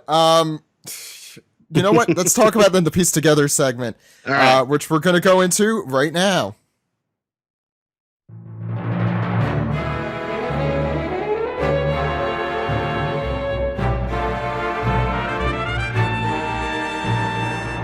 This is the Piece Together segment where we take your questions, comments, and theories and shoot them to death. I'm sorry, that was in really poor taste. Sam. Jesus Christ. Yeah. A man is dead, Zach. Yeah. To be fair, laughing, fictional Zach. Man. Sam. No, Steve, you don't understand. Zach is Sam. Ed has not given me my little jingle yet. Oh, yeah. It's time for this piece. There we go. Now I can do it. Our first disc piece comes from Morgil. You guys ever going to get around to doing that Zoe read-through episode and later arcs too? Also, whatever happened to that Dragon Ball spin-off you guys started? I feel like you only did just one episode. What? No. We recorded two. Expecting Zach to start laughing again. I'm actually crying, guys. I'm actually crying. So we've been planning a trip to Japan. And that has been kind of taking, I think at the time we were doing the Dragon Ball one, we were either in the very preliminary stages of it or, hadn't quite cemented anything. So it's been taking up a little more time than not more time than I expect. It's been taking up a lot of time. So when we get back, hopefully we could return to those. And that's all I have to say about that. And I'm going to go cry. And by that, I mean laugh hysterically. Maybe I'll, there is a second episode of the Dragon Ball show. I can edit it. No, I have it. It's just, I kind of want to re-record it because it wasn't our best, but that's just me. Yeah. Anyway, go ahead. Our next disc piece comes from Herber Burler. Is Zach going to deliver on trivia taiyaki in Japan? If so, please record the purchase and consumption of all the taiyaki.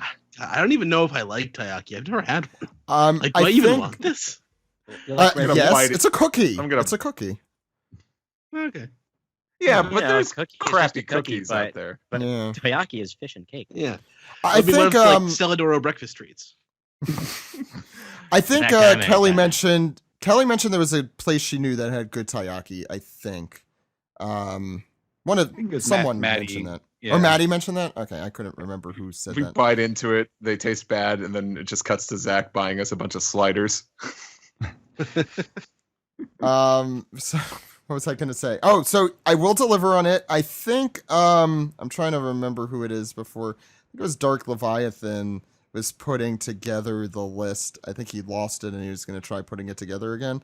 of how much taiyaki I owe everyone. So once I get that list, I will deliver on the taiyaki, even if it's a lot of This taiyaki. is and this is only for the trivia for the last year, because the first one you delivered at the wedding. You Donuts, yes, I did. Yeah, For those delicious who were donuts. there, yeah. And I donuts. know those counted, so I didn't take any They were very good. Ooh. because Um, I was full and maybe a little okay. hungover. Sam. Our next disc piece comes from Narthon. With the frequent breaks right now, I figure it is a good time to catch up on some other Shonen Jump series. What finished series that are available with the Viz subscription do you guys recommend? Well, Finishers. you said finished. Never mind. In that He was case, gonna say Samurai 8. Have you done any other? I'm trying to remember. Did you do any other Shonen Jump series that are on the I backlog? did. Well, I do Platinum End, which is the monthly That's series there, I think. from the Death Note team, but that is not finished yet. Although I think it is going to. I think it's winding down. But I have not finished any series. There's always JoJo's. So That's not finished either, technically. I guess the Well, parts, parts are the finished. individual parts. Yeah. Yeah. it's been like I- 8 parts. It's Yeah. got the first 3 parts on the app, right? I think so. Yeah. yeah. I'm always a Um, big fan of Cross Manage, which is it got canceled pretty early, but it's still a really good That's a good- series yeah. that I recommend. Hunter x Hunter. That's not finished, but there's a lot Is of that on the app? No. it isn't? Oh, that's No, the the- one. Yeah, that's still a holdout, I think. Yeah, Ah. that Same with Yu Yu Yu Yu Hakusho. Interesting. Oh, Yu Yu Hakusho is in 2. Yeah, that's right. I mean, it's not done, but I read through all the Promised Neverland that's out right now, and that would take a couple of days, I guess. Dr. trying to Slump think is of- on it. Dr. Slump. Yeah, Dr. Slump. Yeah, I should pick that one back up. I should probably just open this up and see what is actually on there. But yeah, any They have other- all of any others that stand out? Assassination Classroom. If you haven't read that one. Oh, It's yeah, really yeah. good. Ah, It's good. Love Recent Ass Class. series. Yeah. There's a lot. Sorry, I'm just thinking.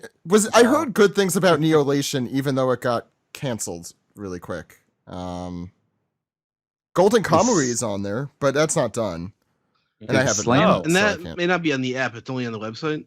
That's only on the website, correct? Yeah, some of these are Kawa. only on the site. You should read Kawa. It's on there. It's What- short. It's cute. It's Toriyama. I guess Slam Dunk isn't on there either, is it? That's No. probably because they. I want to read Slam Dunk. Yeah. Probably because Inoue and Togashi have like contracts that predate all the concept of reading electronically. Something like Or- that. Yeah. or I they wanna might say- be like I wanna say they Urasawa, don't- and yeah. I want to say they don't have his other like Vagabond or Yeah. Real either Ba- on digital. Yeah. Are you guys fan? I haven't read all of Bakuman, but that's all there.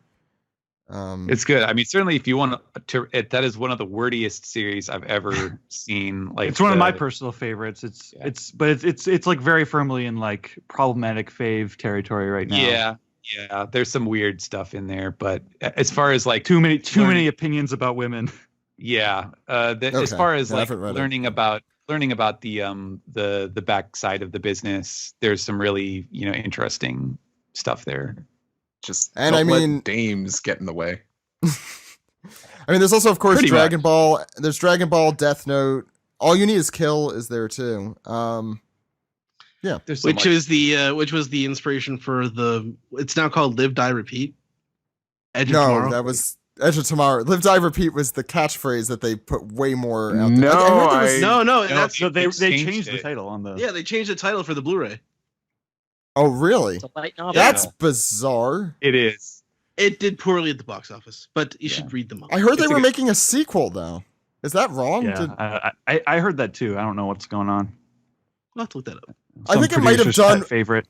Yeah. Or it might have done well internationally, because that's a thing now. Like, if it does That's well true. internationally, yeah. Yeah. Which is fine. I'm happy if it did well internet. I heard very good things. I need to see it. Okay. I think we're done there. Anything else? Sam? No, oh Peace. yes. Oh, we were um, doing Peace Together, I know. hold on. There is a sequel titled Live, Die, Repeat, and Repeat is in development. That is a stupid name. That's what they're going with.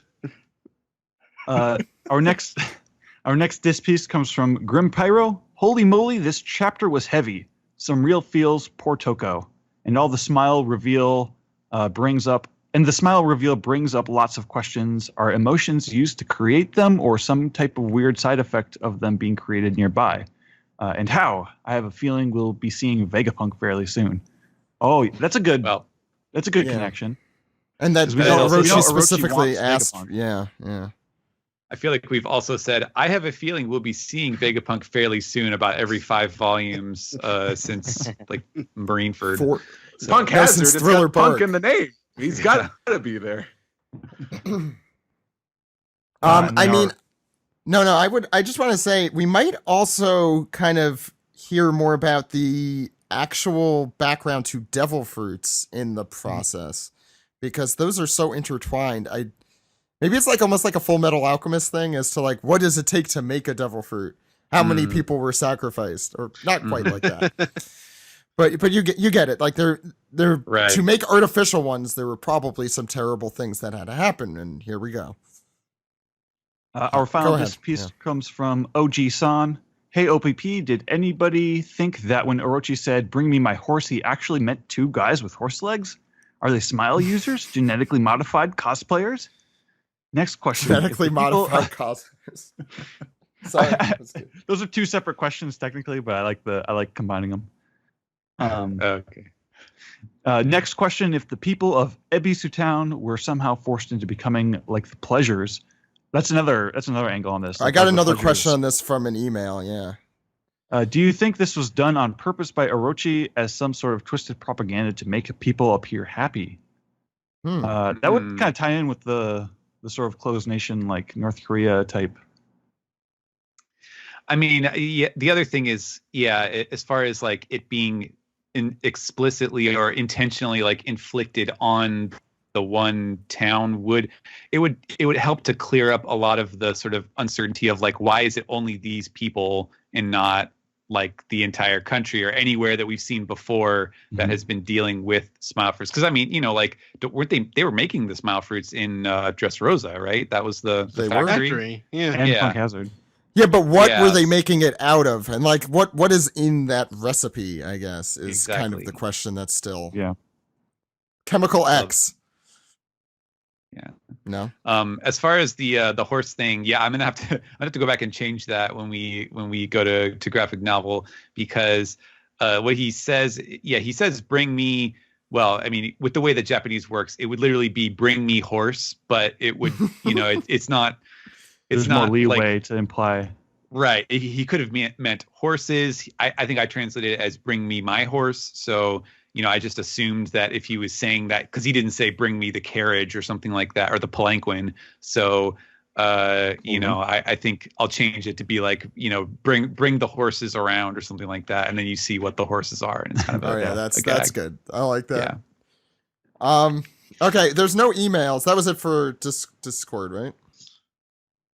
Yes, this should do it. Okay, Steven, go with Reddit then. All right. ATLA for Life says, do you think the other 2 daimyo are still alive from pre-Orochi? It would feel a little late to introduce them at this point, don't you think? That is curious. Yeah, I don't know. I honestly, I have no... I couldn't guess one way or the other. I think he could definitely introduce them if he wanted, but he could also just never mention it if he doesn't want to crowd the story up too much. Don't know.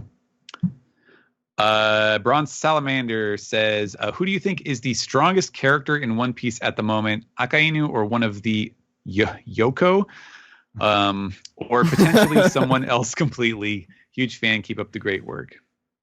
The Yoko are strong. Yeah, I would not put like. Yeah. I mean, it's just like a dumb thing to get to like pedantic about. I would not put Akainu in like on the level of Kaido. No. Probably not. As for Yoko, she broke up the Beatles, so she's pretty strong.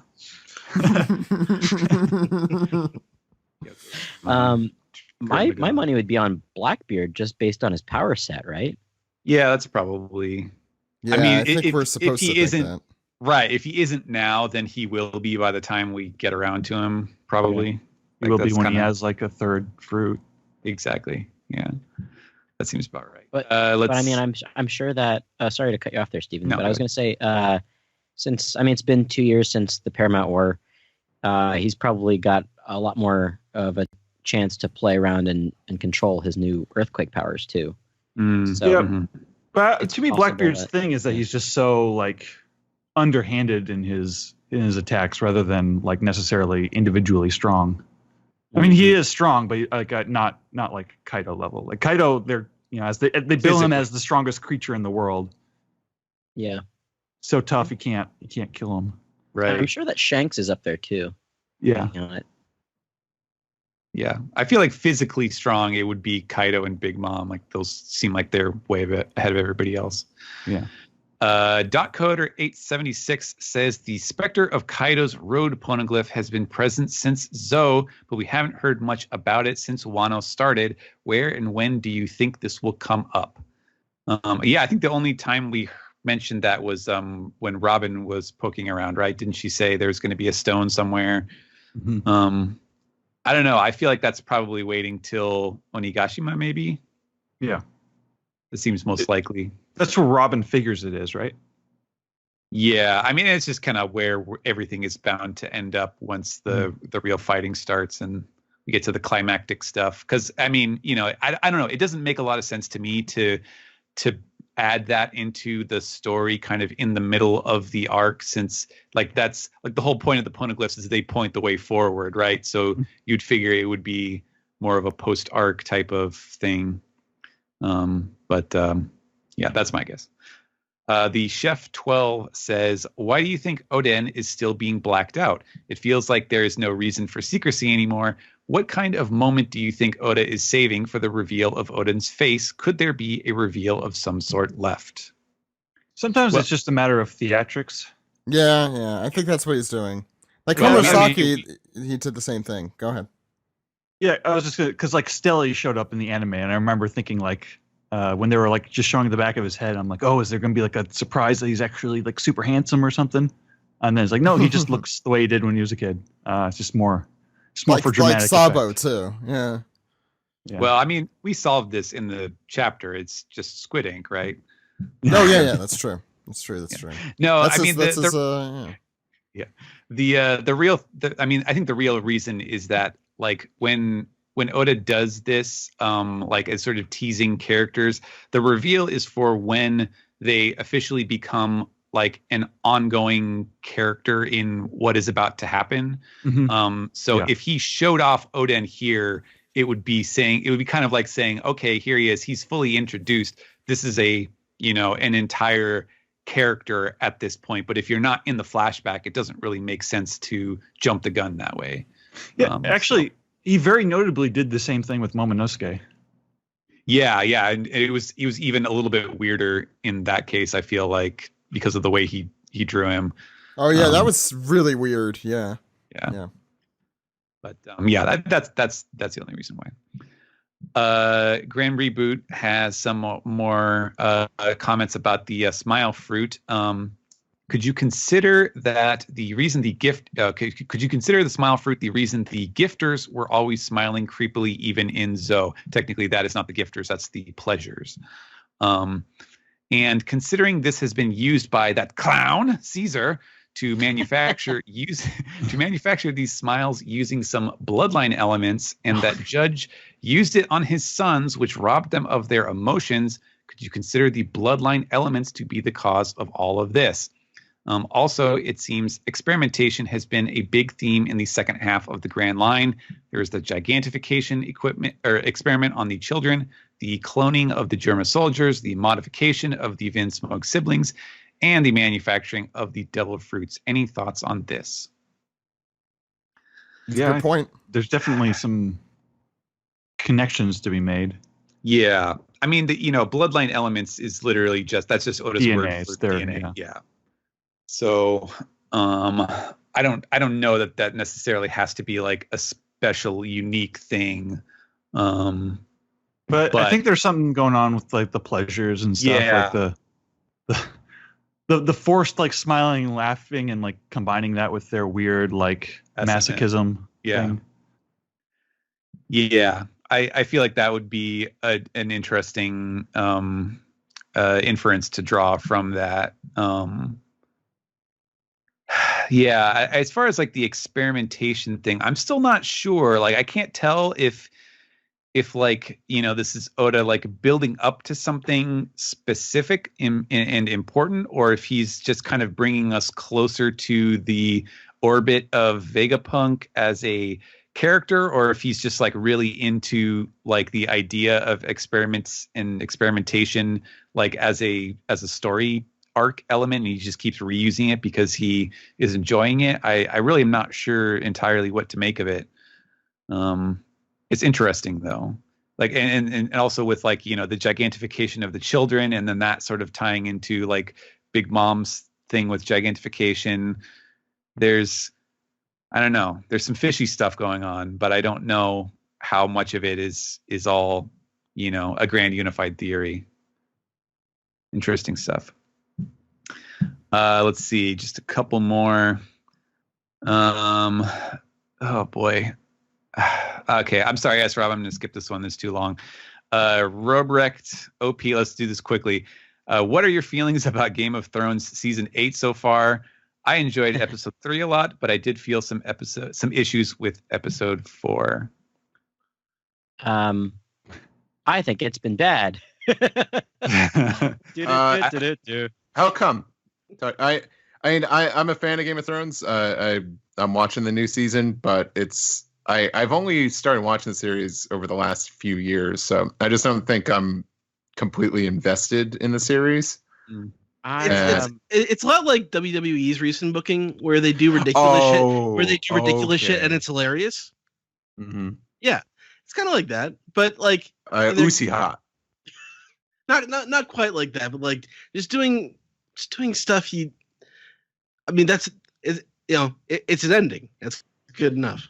Yeah, I mean, I guess spoilers, but I don't know. The last episode was really bad. John and Danny are both boneheads doing boneheaded stuff.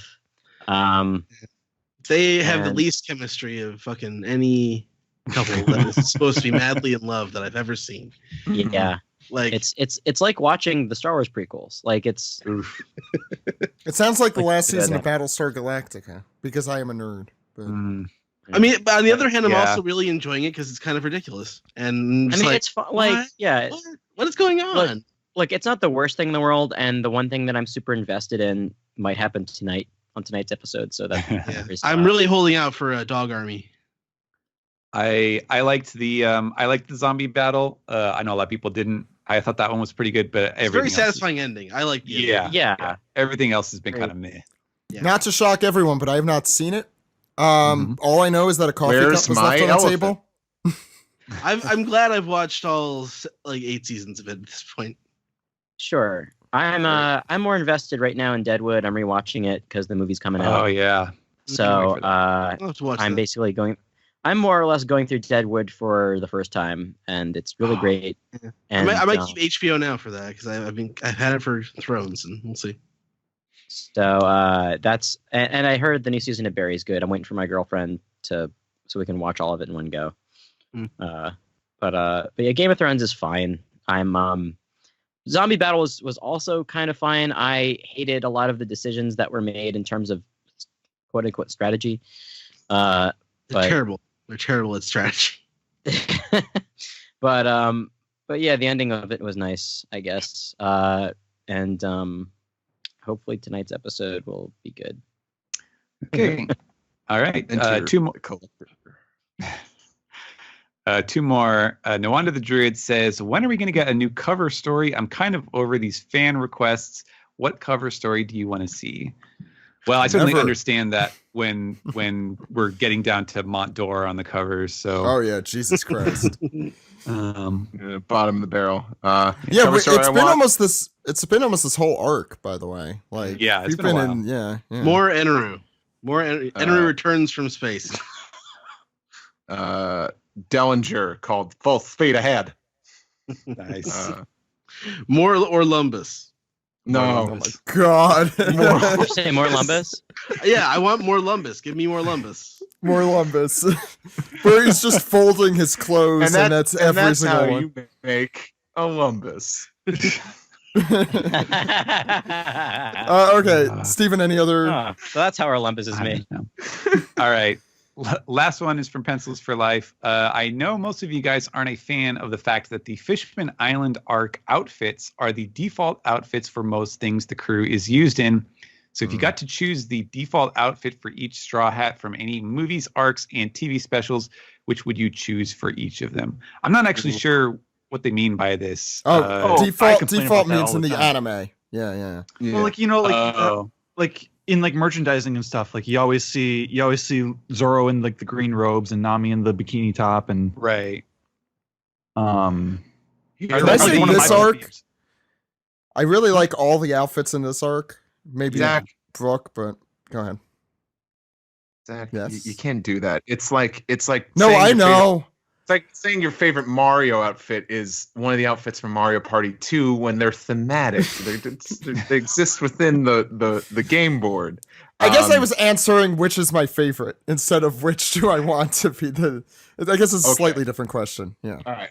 Let's do Whole Cake this. Island This'll then be- maybe early Whole Cake Well, yeah, Island. I don't know. I would want the outfits to like more commonly reflect like what's going on in the story at that given time. I don't think there should be generic ones. That's just me, but Yeah, well, I mean, so there is kind of an angle here though. Like, so before, I always liked how like you could have characters like Luffy and Zoro who almost always wear the same thing, but then like the girls, like they change clothes every day because they care more about that stuff, and like it felt like that was the kind of thing you would see reflected in like the openings and the marketing more often.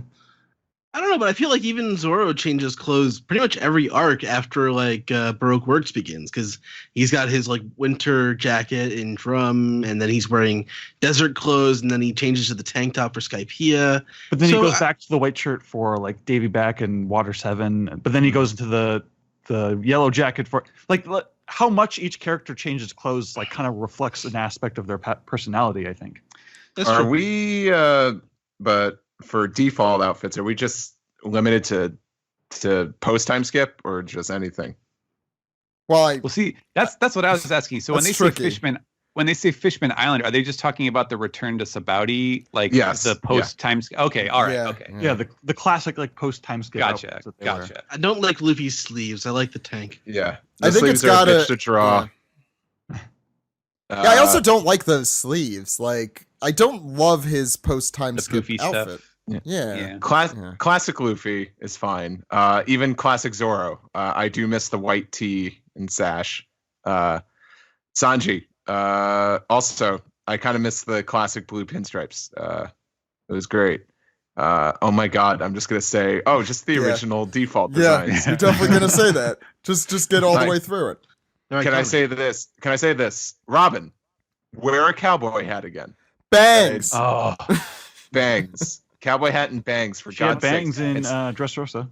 And stop wearing that quilt that's on like draped over your grandmother's couch. Like, put on some pants, cowboy hat, bangs, please. God, Robin's Fishman Island outfit is the worst. She's wearing a quilt. No, she's wearing like a heels. beach towel. Okay. Supposed to be um, I wearing, like, go a now beach I'm all towel like with, an like, a leather espionage, jacket. and I'm a revolutionary. Let me like wear what I'm gonna wear to the beach. Okay, let's move away from this and take a little intermission before. Chopper's fine. Chopper's always fine. So let's talk about something before we get to Ed's favorite thing. We had a when will Wano end question that was posed at the end of the manga recap. We predicted this back at the beginning of the arc, but I noticed, Steve, you never gave us a choice, probably because you were out a lot during that period of time. Would you like to predict when Wano ends? Would I enjoy it? I don't know, but No, can you tell us?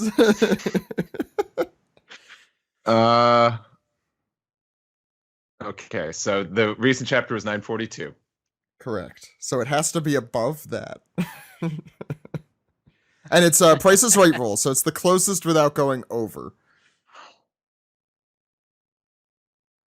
So that means whatever you put at your minimum is the lowest it could be.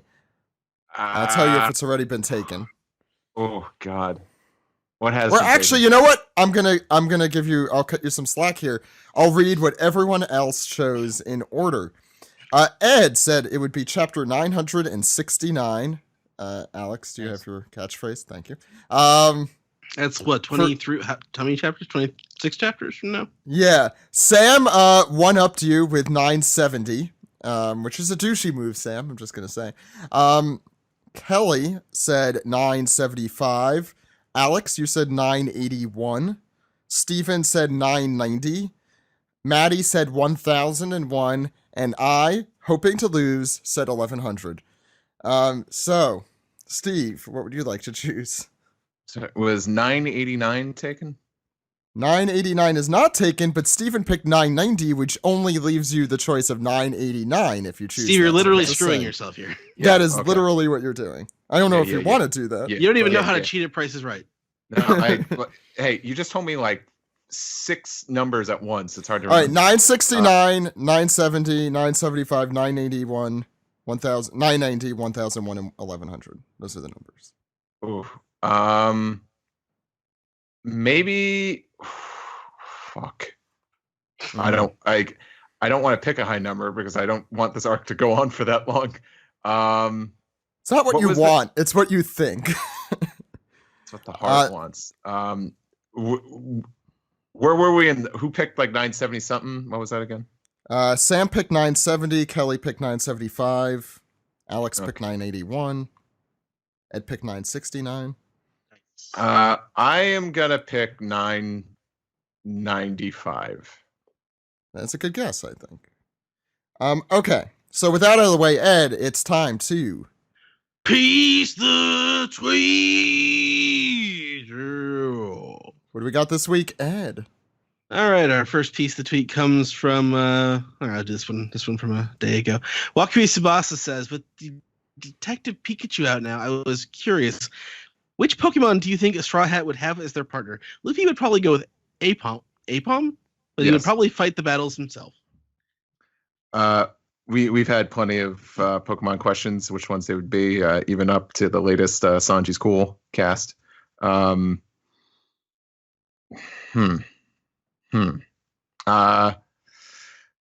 Nami would have either like Persian or the cat from I think Diamond and Pearl. Purloin. Purloin. Purloin. Okay. Zoro would have Scyther. Frankie should have a Crabrawler, just cause. I feel like we've answered this question a few times. We Wouldn't have, Nami just have a Persian? Yeah, I said possibly Persian. Yeah. Purloin. Purloin's, and- yeah, specifically like a thief Pokemon. Sanji, I think Blaziken. Swanna. Or Blaziken. Swanna. Swanna is Bankai. No, Swanna Yeah, belongs Bankai. to Swanna belongs to Carl from Aqua Teen Hunger Force. But Swan is also like Sanji's like image animal, isn't it? Duck. Ram. Duck. Ducklet. no. You could be So Ducklet. he'd be Psyduck. I mean, obviously, like Infernape is like the super obvious one for Luffy, because it's got the like Sun Wukong Yeah. fire monkey. But Mhm. like, so people say Apom a lot. I think Luffy would think Primeape was super awesome. I think he would like the sort of like super aggressive, like macho. Should we move Luffy on and to the next Apom. question? I think so. I'm sorry, Zach. Are we boring you? Are we boring Yes, you are. Didn't get in the brook yet. Yeah, you have to get a Brook. Okay, Oh, to Brooke. let's and go. then- Okay, now Ed. Yeah, there it is. Okay. Next one comes from Mikamon. But who what about says, Jinbei? Oh my God! Uh, Jinbei is not ass. officially in the group. Waylord. Waylord, yeah. Assuming that Yasuie actually died, how does this sequence compare to other One Piece deaths? Final speech and build-up all felt like a flashback, but in the present, does it have the same impact as other classic deaths, like Hirulook, for example? I mean, based Feels on the manga reminiscent. recap, I would say yes. Yeah. Yeah. I mean, I don't. I need to finish this arc before I could really say that. I feel like, or at least the flashback. I mean, Hero Luke is like the most impactful death in the series for me to this day. Yeah, something like that is like very, just like very heartfelt, and like part of what makes Yasu's death interesting to me is it's more like jerking the reader's attention into like a completely unexpected place. Yeah. It's true. What's right. next? Next one comes from Lord of Nuggets, who asked this last week, but he asked 2 questions last week, so he asked this one again. For this week, could you recommend some manga aimed towards adults? Genre, regardless of genre. I've started Vinland Saga and Vagabond already. Thanks. Urasawa, all of Yeah, Urasawa. I was about to say anything by Urasawa for sure. Yeah. I would recommend Doro Hedoro, which I bought a bunch of volumes from used bookstore, and I'm enjoying a lot. I'm looking back on my shelf. Yeah. Pluto. Pluto's always a good one to start with. It's a shorter one. Yeah, if you're gonna get into Urasawa, I start with Pluto. I would recommend. You know what? You should read Apollo's Song by Osamu Tezuka. Yeah, that's a good one. It's only 2 volumes. It's a wonderful story. I would say it's aimed at adults. As long as I'm recommending Tezuka, Buddha is also very good. Mm-hmm. Akira? All right. No, go ahead. Yeah. Next one comes from QuipQuest, who says, got my hands on the release of Volume 90, and do my eyes deceive me? The header says Wano instead of New World. How and why did it take this long? Yeah. Did we ask Alexi or someone when that happened? I forget. Yeah, I think we talked about this briefly when the images of it first started popping up. But yeah, I think Alexi was sort of like, let's finally change it, especially I think knowing that this was an arc that had been talked about for a long time, that it was, an important change in the in the setting of the series. And he got really nervous because like right around the time that we were finishing, I think we talked about this when we had them on, right around the time that we were that he was like finalizing. He's like, okay, I have to make a decision. Do I want to change this to Wano for this volume cover? Was right around the time that Act 1 ended, and he was like, oh my God, are they going to leave Wano? Is this going to go somewhere else? And then it's going to be like 1 or 2 volumes, and then we have to change it to something else, and it's going to look really bad in retrospect. And I was like, no, dude, just go with it. It'll be fine. Trust me. We're not going anywhere else. So I understand from Alexi's point of view, it is a huge risk to change it. Right. Like from us readers, it's like, why wouldn't you do that? But you don't know what's happening. Yeah, and like the big part, the reason why they started doing this in the first place was because they were doing the speed ups and stuff, and they were basically like, yeah, and it was like that in that cover 10 years that ago. was right. That was from like Water 7 through Marineford, pretty much. Like just and they went like retrospectively and changed the other. It started in Skypiea, but yeah. Yeah, but it was like 5 volumes a month or something like that. And so, so you give them these subtitles so that people are like, okay, this is this part of the story. I want to read, I only have X number and I can only afford so many books. I want to get these ones first or something like that. It's just, it's a kind of a helpful thing, but it means less once you're caught up in it, or it's more difficult and less easy to do than when you're all caught up and you're like, okay, does this technically count as this arc? Like, what if we ending at a really awkward spot and we don't actually know what everyone's going to be calling the next arc? Things like that. It I can remember. Be really tricky. I remember, like when they were like finally starting to get caught up with Viz, like. There was a time where I saw pictures of like volume 57 with the Impel Down logos on it still. Like they weren't sure if they're going to like name it Paramount War or not.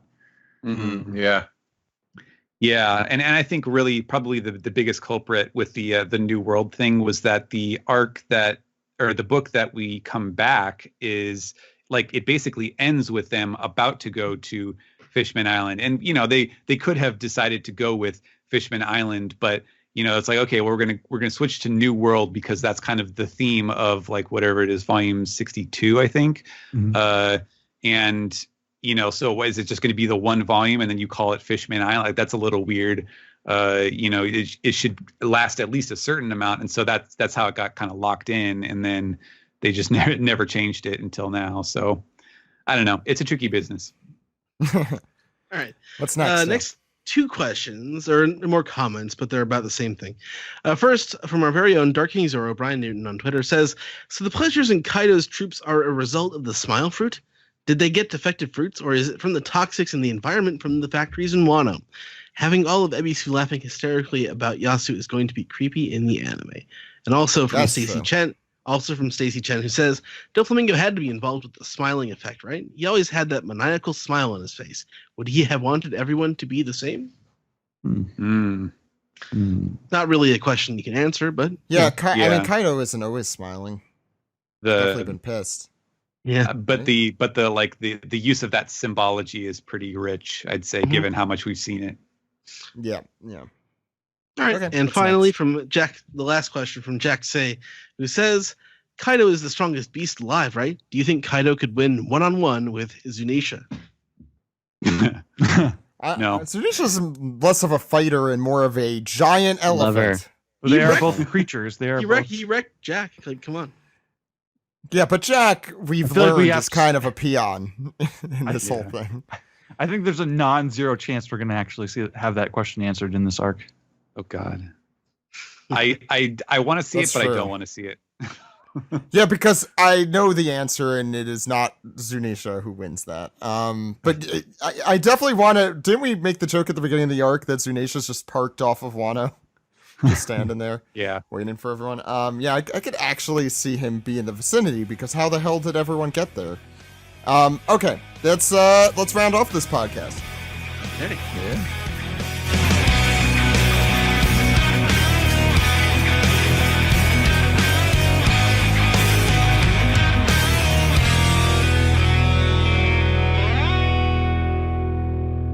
This has been the One Piece Podcast, episode 569 for May 12th, 2019. Before we do a little bit more Wano trivia, following up from last week's, why don't we go around the horn, let everyone know where you could find us.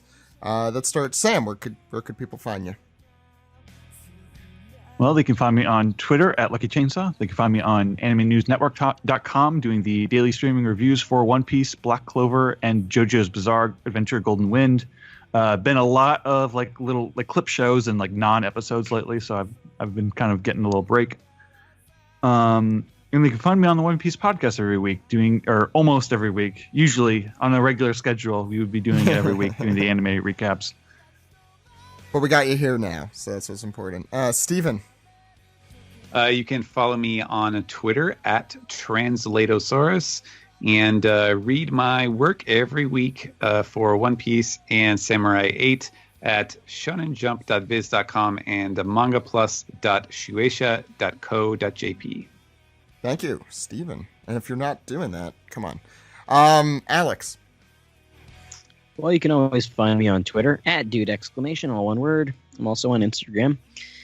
Check out superheartfight.com/merch and buy Cute Animals on Fire, the card game I helped work on. And hey, if you're in Baltimore this week, why not check out Super Art Fight, the show? I will be there performing, of course, alongside some other cool peeps.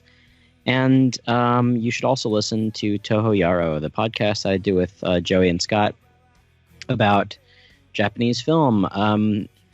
Our last movie that we had done is Abashiri Prison, and the one that we've got coming up, it's a little late, apologies, life got in the way, is the movie Departures. So please find that movie, watch it, and then listen to the upcoming episode. And at Weeb Simpsons on Twitter. Steve. As well.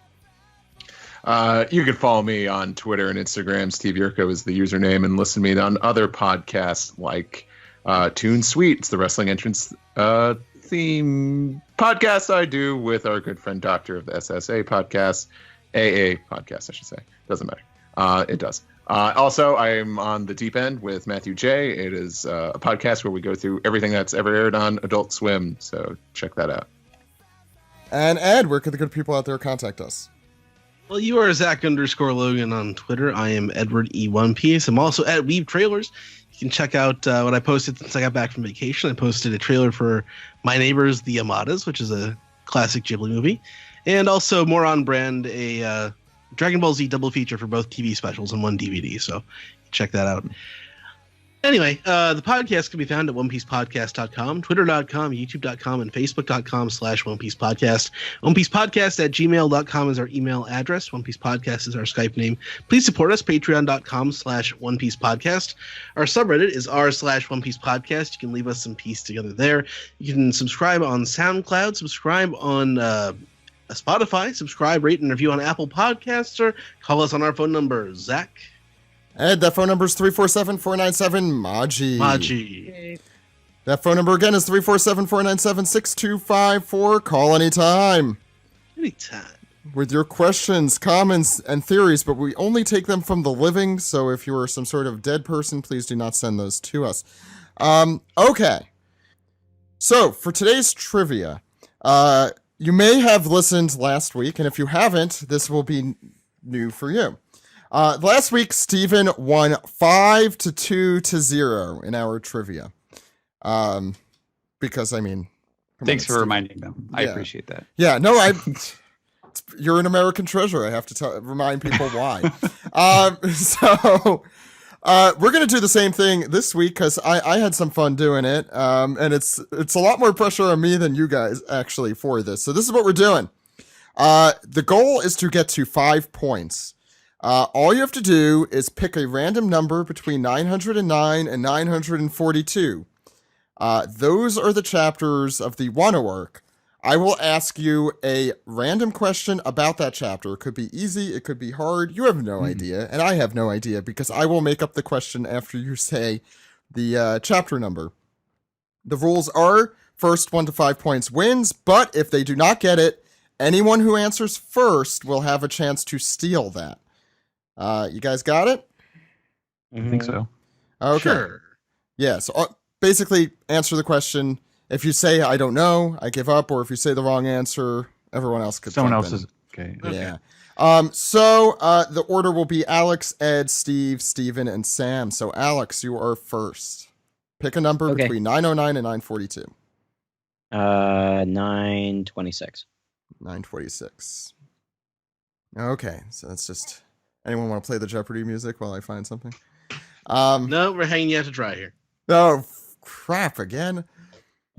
Okay, so let's start with this. What is the name of the Hippo Smile Fruit user Vice Warden? That would be Dobon. I mean, who is Dobon? No, you don't have to do that. But I appreciate the effort. Ed, pick a number, 909 to 942. 939. 939, that's pretty recent. So let's see. Okay. This is a harder one. What is the phrase that Steven translated that is also the title of chapter 939? If you just get the animal in it, I will give you credit. Oh no. It's a phrase that's in Japanese that is, At the third hour of the bull? No, I know. No, that's not it. Who would like to steal? It's the I'd like to leopard. steal. Oh, well, there we go. Sam got it. Good job, You just Sam. blurt it out when they don't get it right. Yeah, exactly. That's fine. It's winner take all there. Okay, Steve. Yo. Pick a number, 909 to 942. Between what and 942? 909. 909. 940. No, sorry. 937. Remember, you could pick one that's recent, but you risk if you miss it, everyone else knowing it. Okay, so let's see what we got. Oh, here we go. Who is the most wanted man in the flower capital? Ooh. Okay. Wouldn't that be This is a tough one. Out of context, this is tough. Yeah. The most wanted man in the flower capital. Mm-hmm. currently, is this before or after? As of this chapter, the chapter that I'm reading it, this person's subtitle when he is introduced is, oh, I'm sorry, it's not Most Wanted Man. I added that to it. It's Wanted Man in the Flower Capital. So I'll give you this. Who is the man who carries 2 scythes? Who is a wanted man in the Flower Capital? Oh, that's that Frieza looking motherfucker. I can't. I don't remember his name. Okay. He took you Yuri know, Kamizo. Yeah, Ed got it. Back on the board, Ed. And by back, I mean on the board. Steven. His name's Shishio. All right. Well, I did Not in this this last. manga, he isn't. I did this last week, so let's go with 942. Oh my god. Okay. So I gotta pick something really fucking tough here. I'm not looking at the chapter. That's good. I'm glad you're not. You don't need to. Basically wrote it. That was the unspoken part.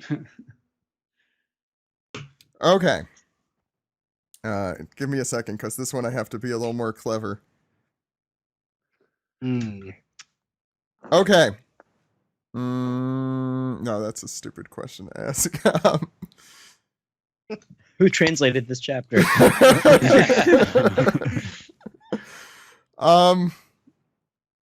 Okay. What are the 2 things that Orochi used to pollute, quote unquote, Oh.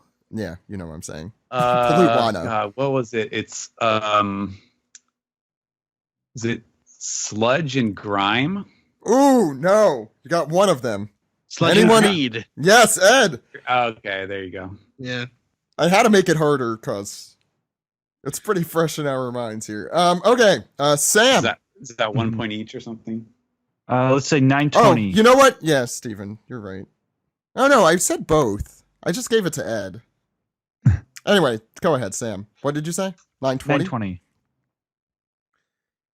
920. Okay. Let's see what we got. Guess who else is in silhouette in this chapter? No, that's not the question. I was just mentioning that. Actually, no, you know what? There are 4 major characters who are silhouetted in this chapter. Name all 4. If you can't name all 4, someone could steal and get the whole point. Ashura Doji, Mhm. Kawamatsu, Denjiro. Who would the 4th one No, be then? you're ready.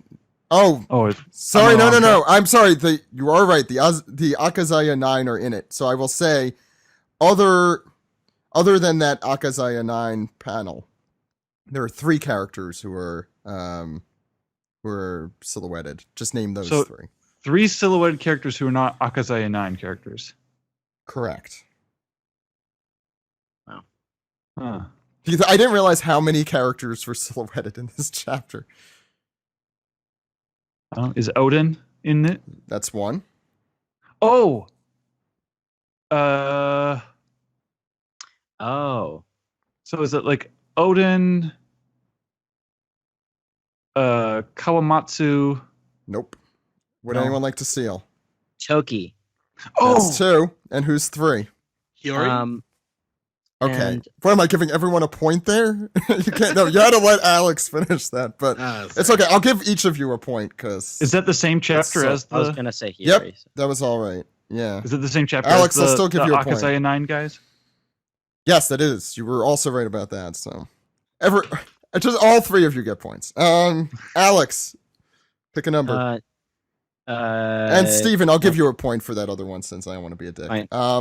Go ahead. 935. 935 I can random ass chapters. Yeah, how long does this go on for anyway? until someone hits 5. And Ed, you. Oh, okay. So the current score: Alex has 2, Ed has 3, Steve has 0, Steven has 1, and Sam has 2. I see. So I'll ask you a pretty similar question here. Who is the Vice Warden Scorpion Smile Fruit user, Alex, in this chapter? Let's see.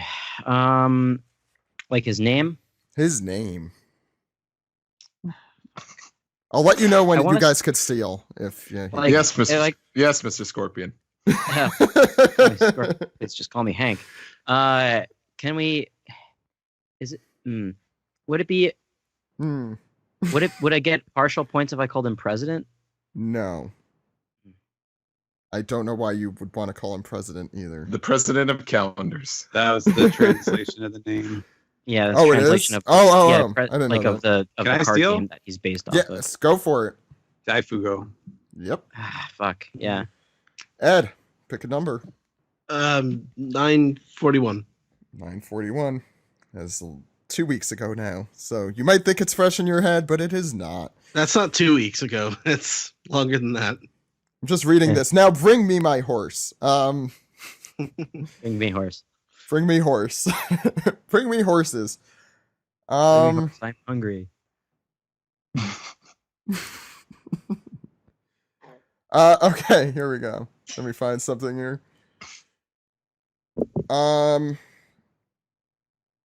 Okay. What note I'm sorry. No, yeah. What note does quote unquote Shuten Maru leave for Hold'em? Oh.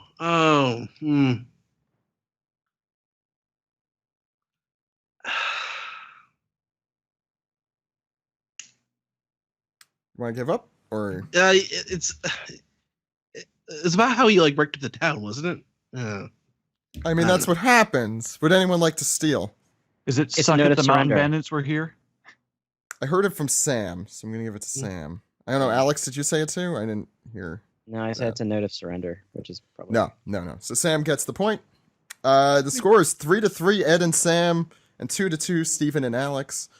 And then there's Steve, and it's your turn. 913. 913. Okay, 913. I don't know how much of a dick I want to be with this question. It's an I'll old try chapter, answering. man. You know you want to Yeah, be it's one. early. Okay.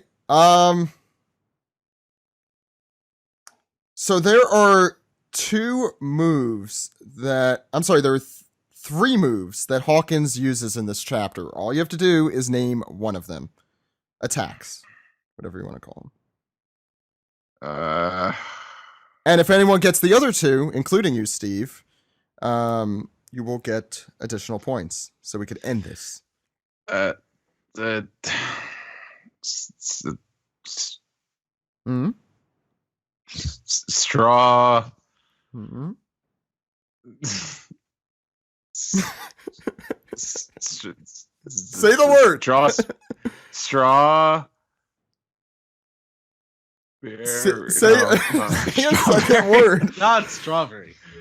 Straw hat. man. Okay, would Wicker man. anyone like to Wicker steal? man. Tarot Straw card sword. shuffle. Alex, you got you got one. Would you like to take Yeah. a stab at any of the others? There's two more.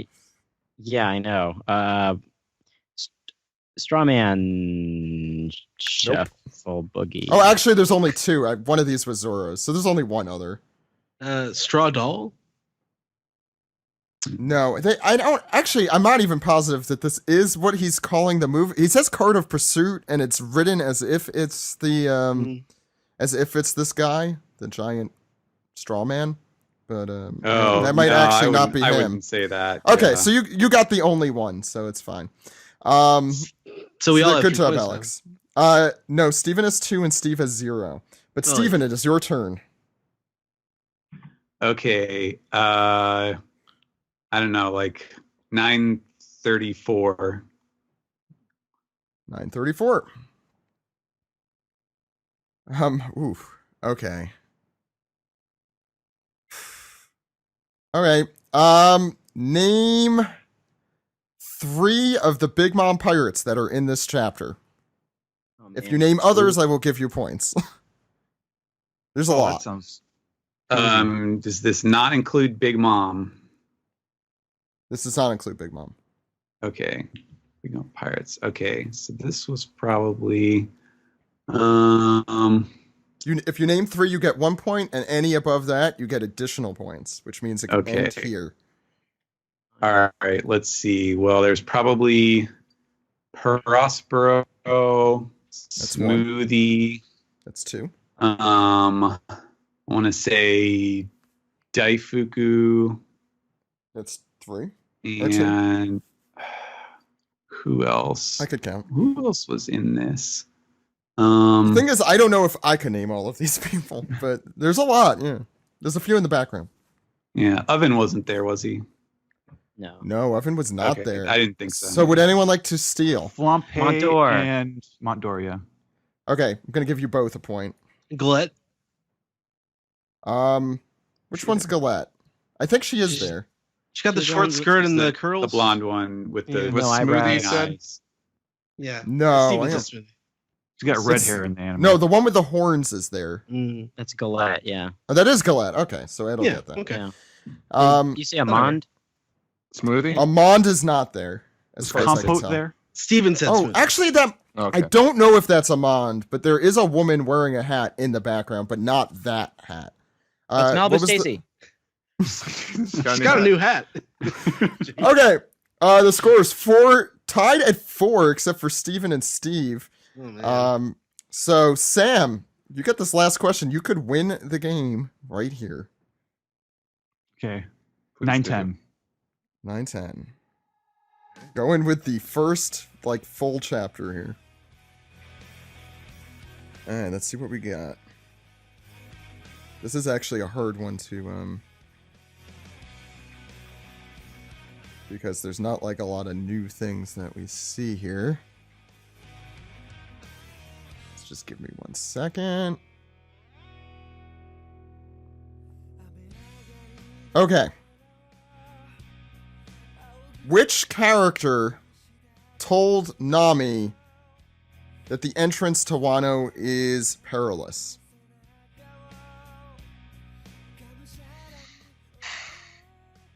Is it Brooke? No, that's not the answer.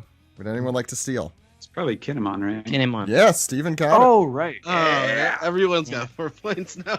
No, Steven has 3. Oh. Steven has 3. Oh. And Steve has 0. Which you keep Wait, rubbing in his face, but... No. Steven got points from the last question, so he should. Yeah. No, we only said 2 of the 3.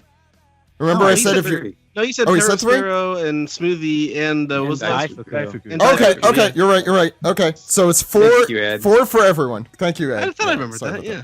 All right, so Alex, you have a chance to win here. Pick a Great. number. Let's win this. 9-18. It's definitely the most exciting, I feel like, of these games we played. These are fun Okay. games. I like this. Yeah, I'm probably going to do this more in the future because it's also easier for me to prepare. And by that, I Yeah. mean I don't have to do anything. Sorry, Steve. All right, let's see what we got here.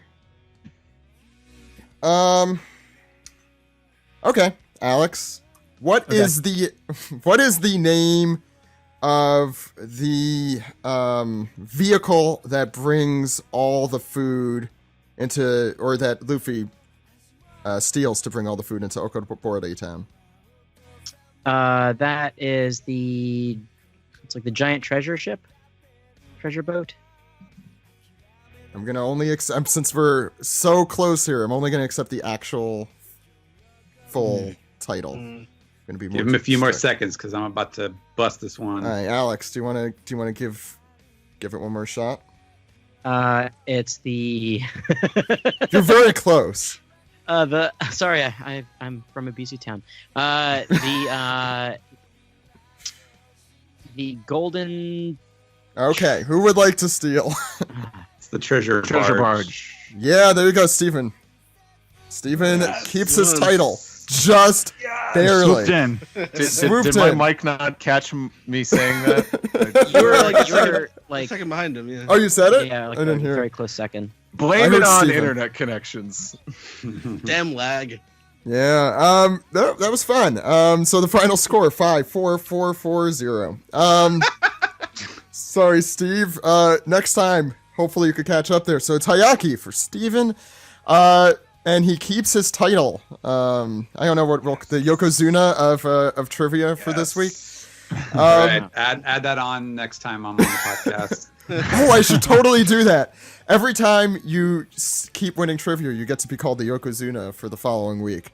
Okay, so that's going to do it for the One Piece podcast. We will be back next week, maybe for a Reverie refresher. We'll see. And we'll be back the following week. We will be in Japan, so we'll let you know what's going to happen then. But until then, my name is Zach. My name is Ed. My name is Steve. And my name is Alex. We'll see you next week, everyone. Goodbye. Bye-bye. Bye-bye.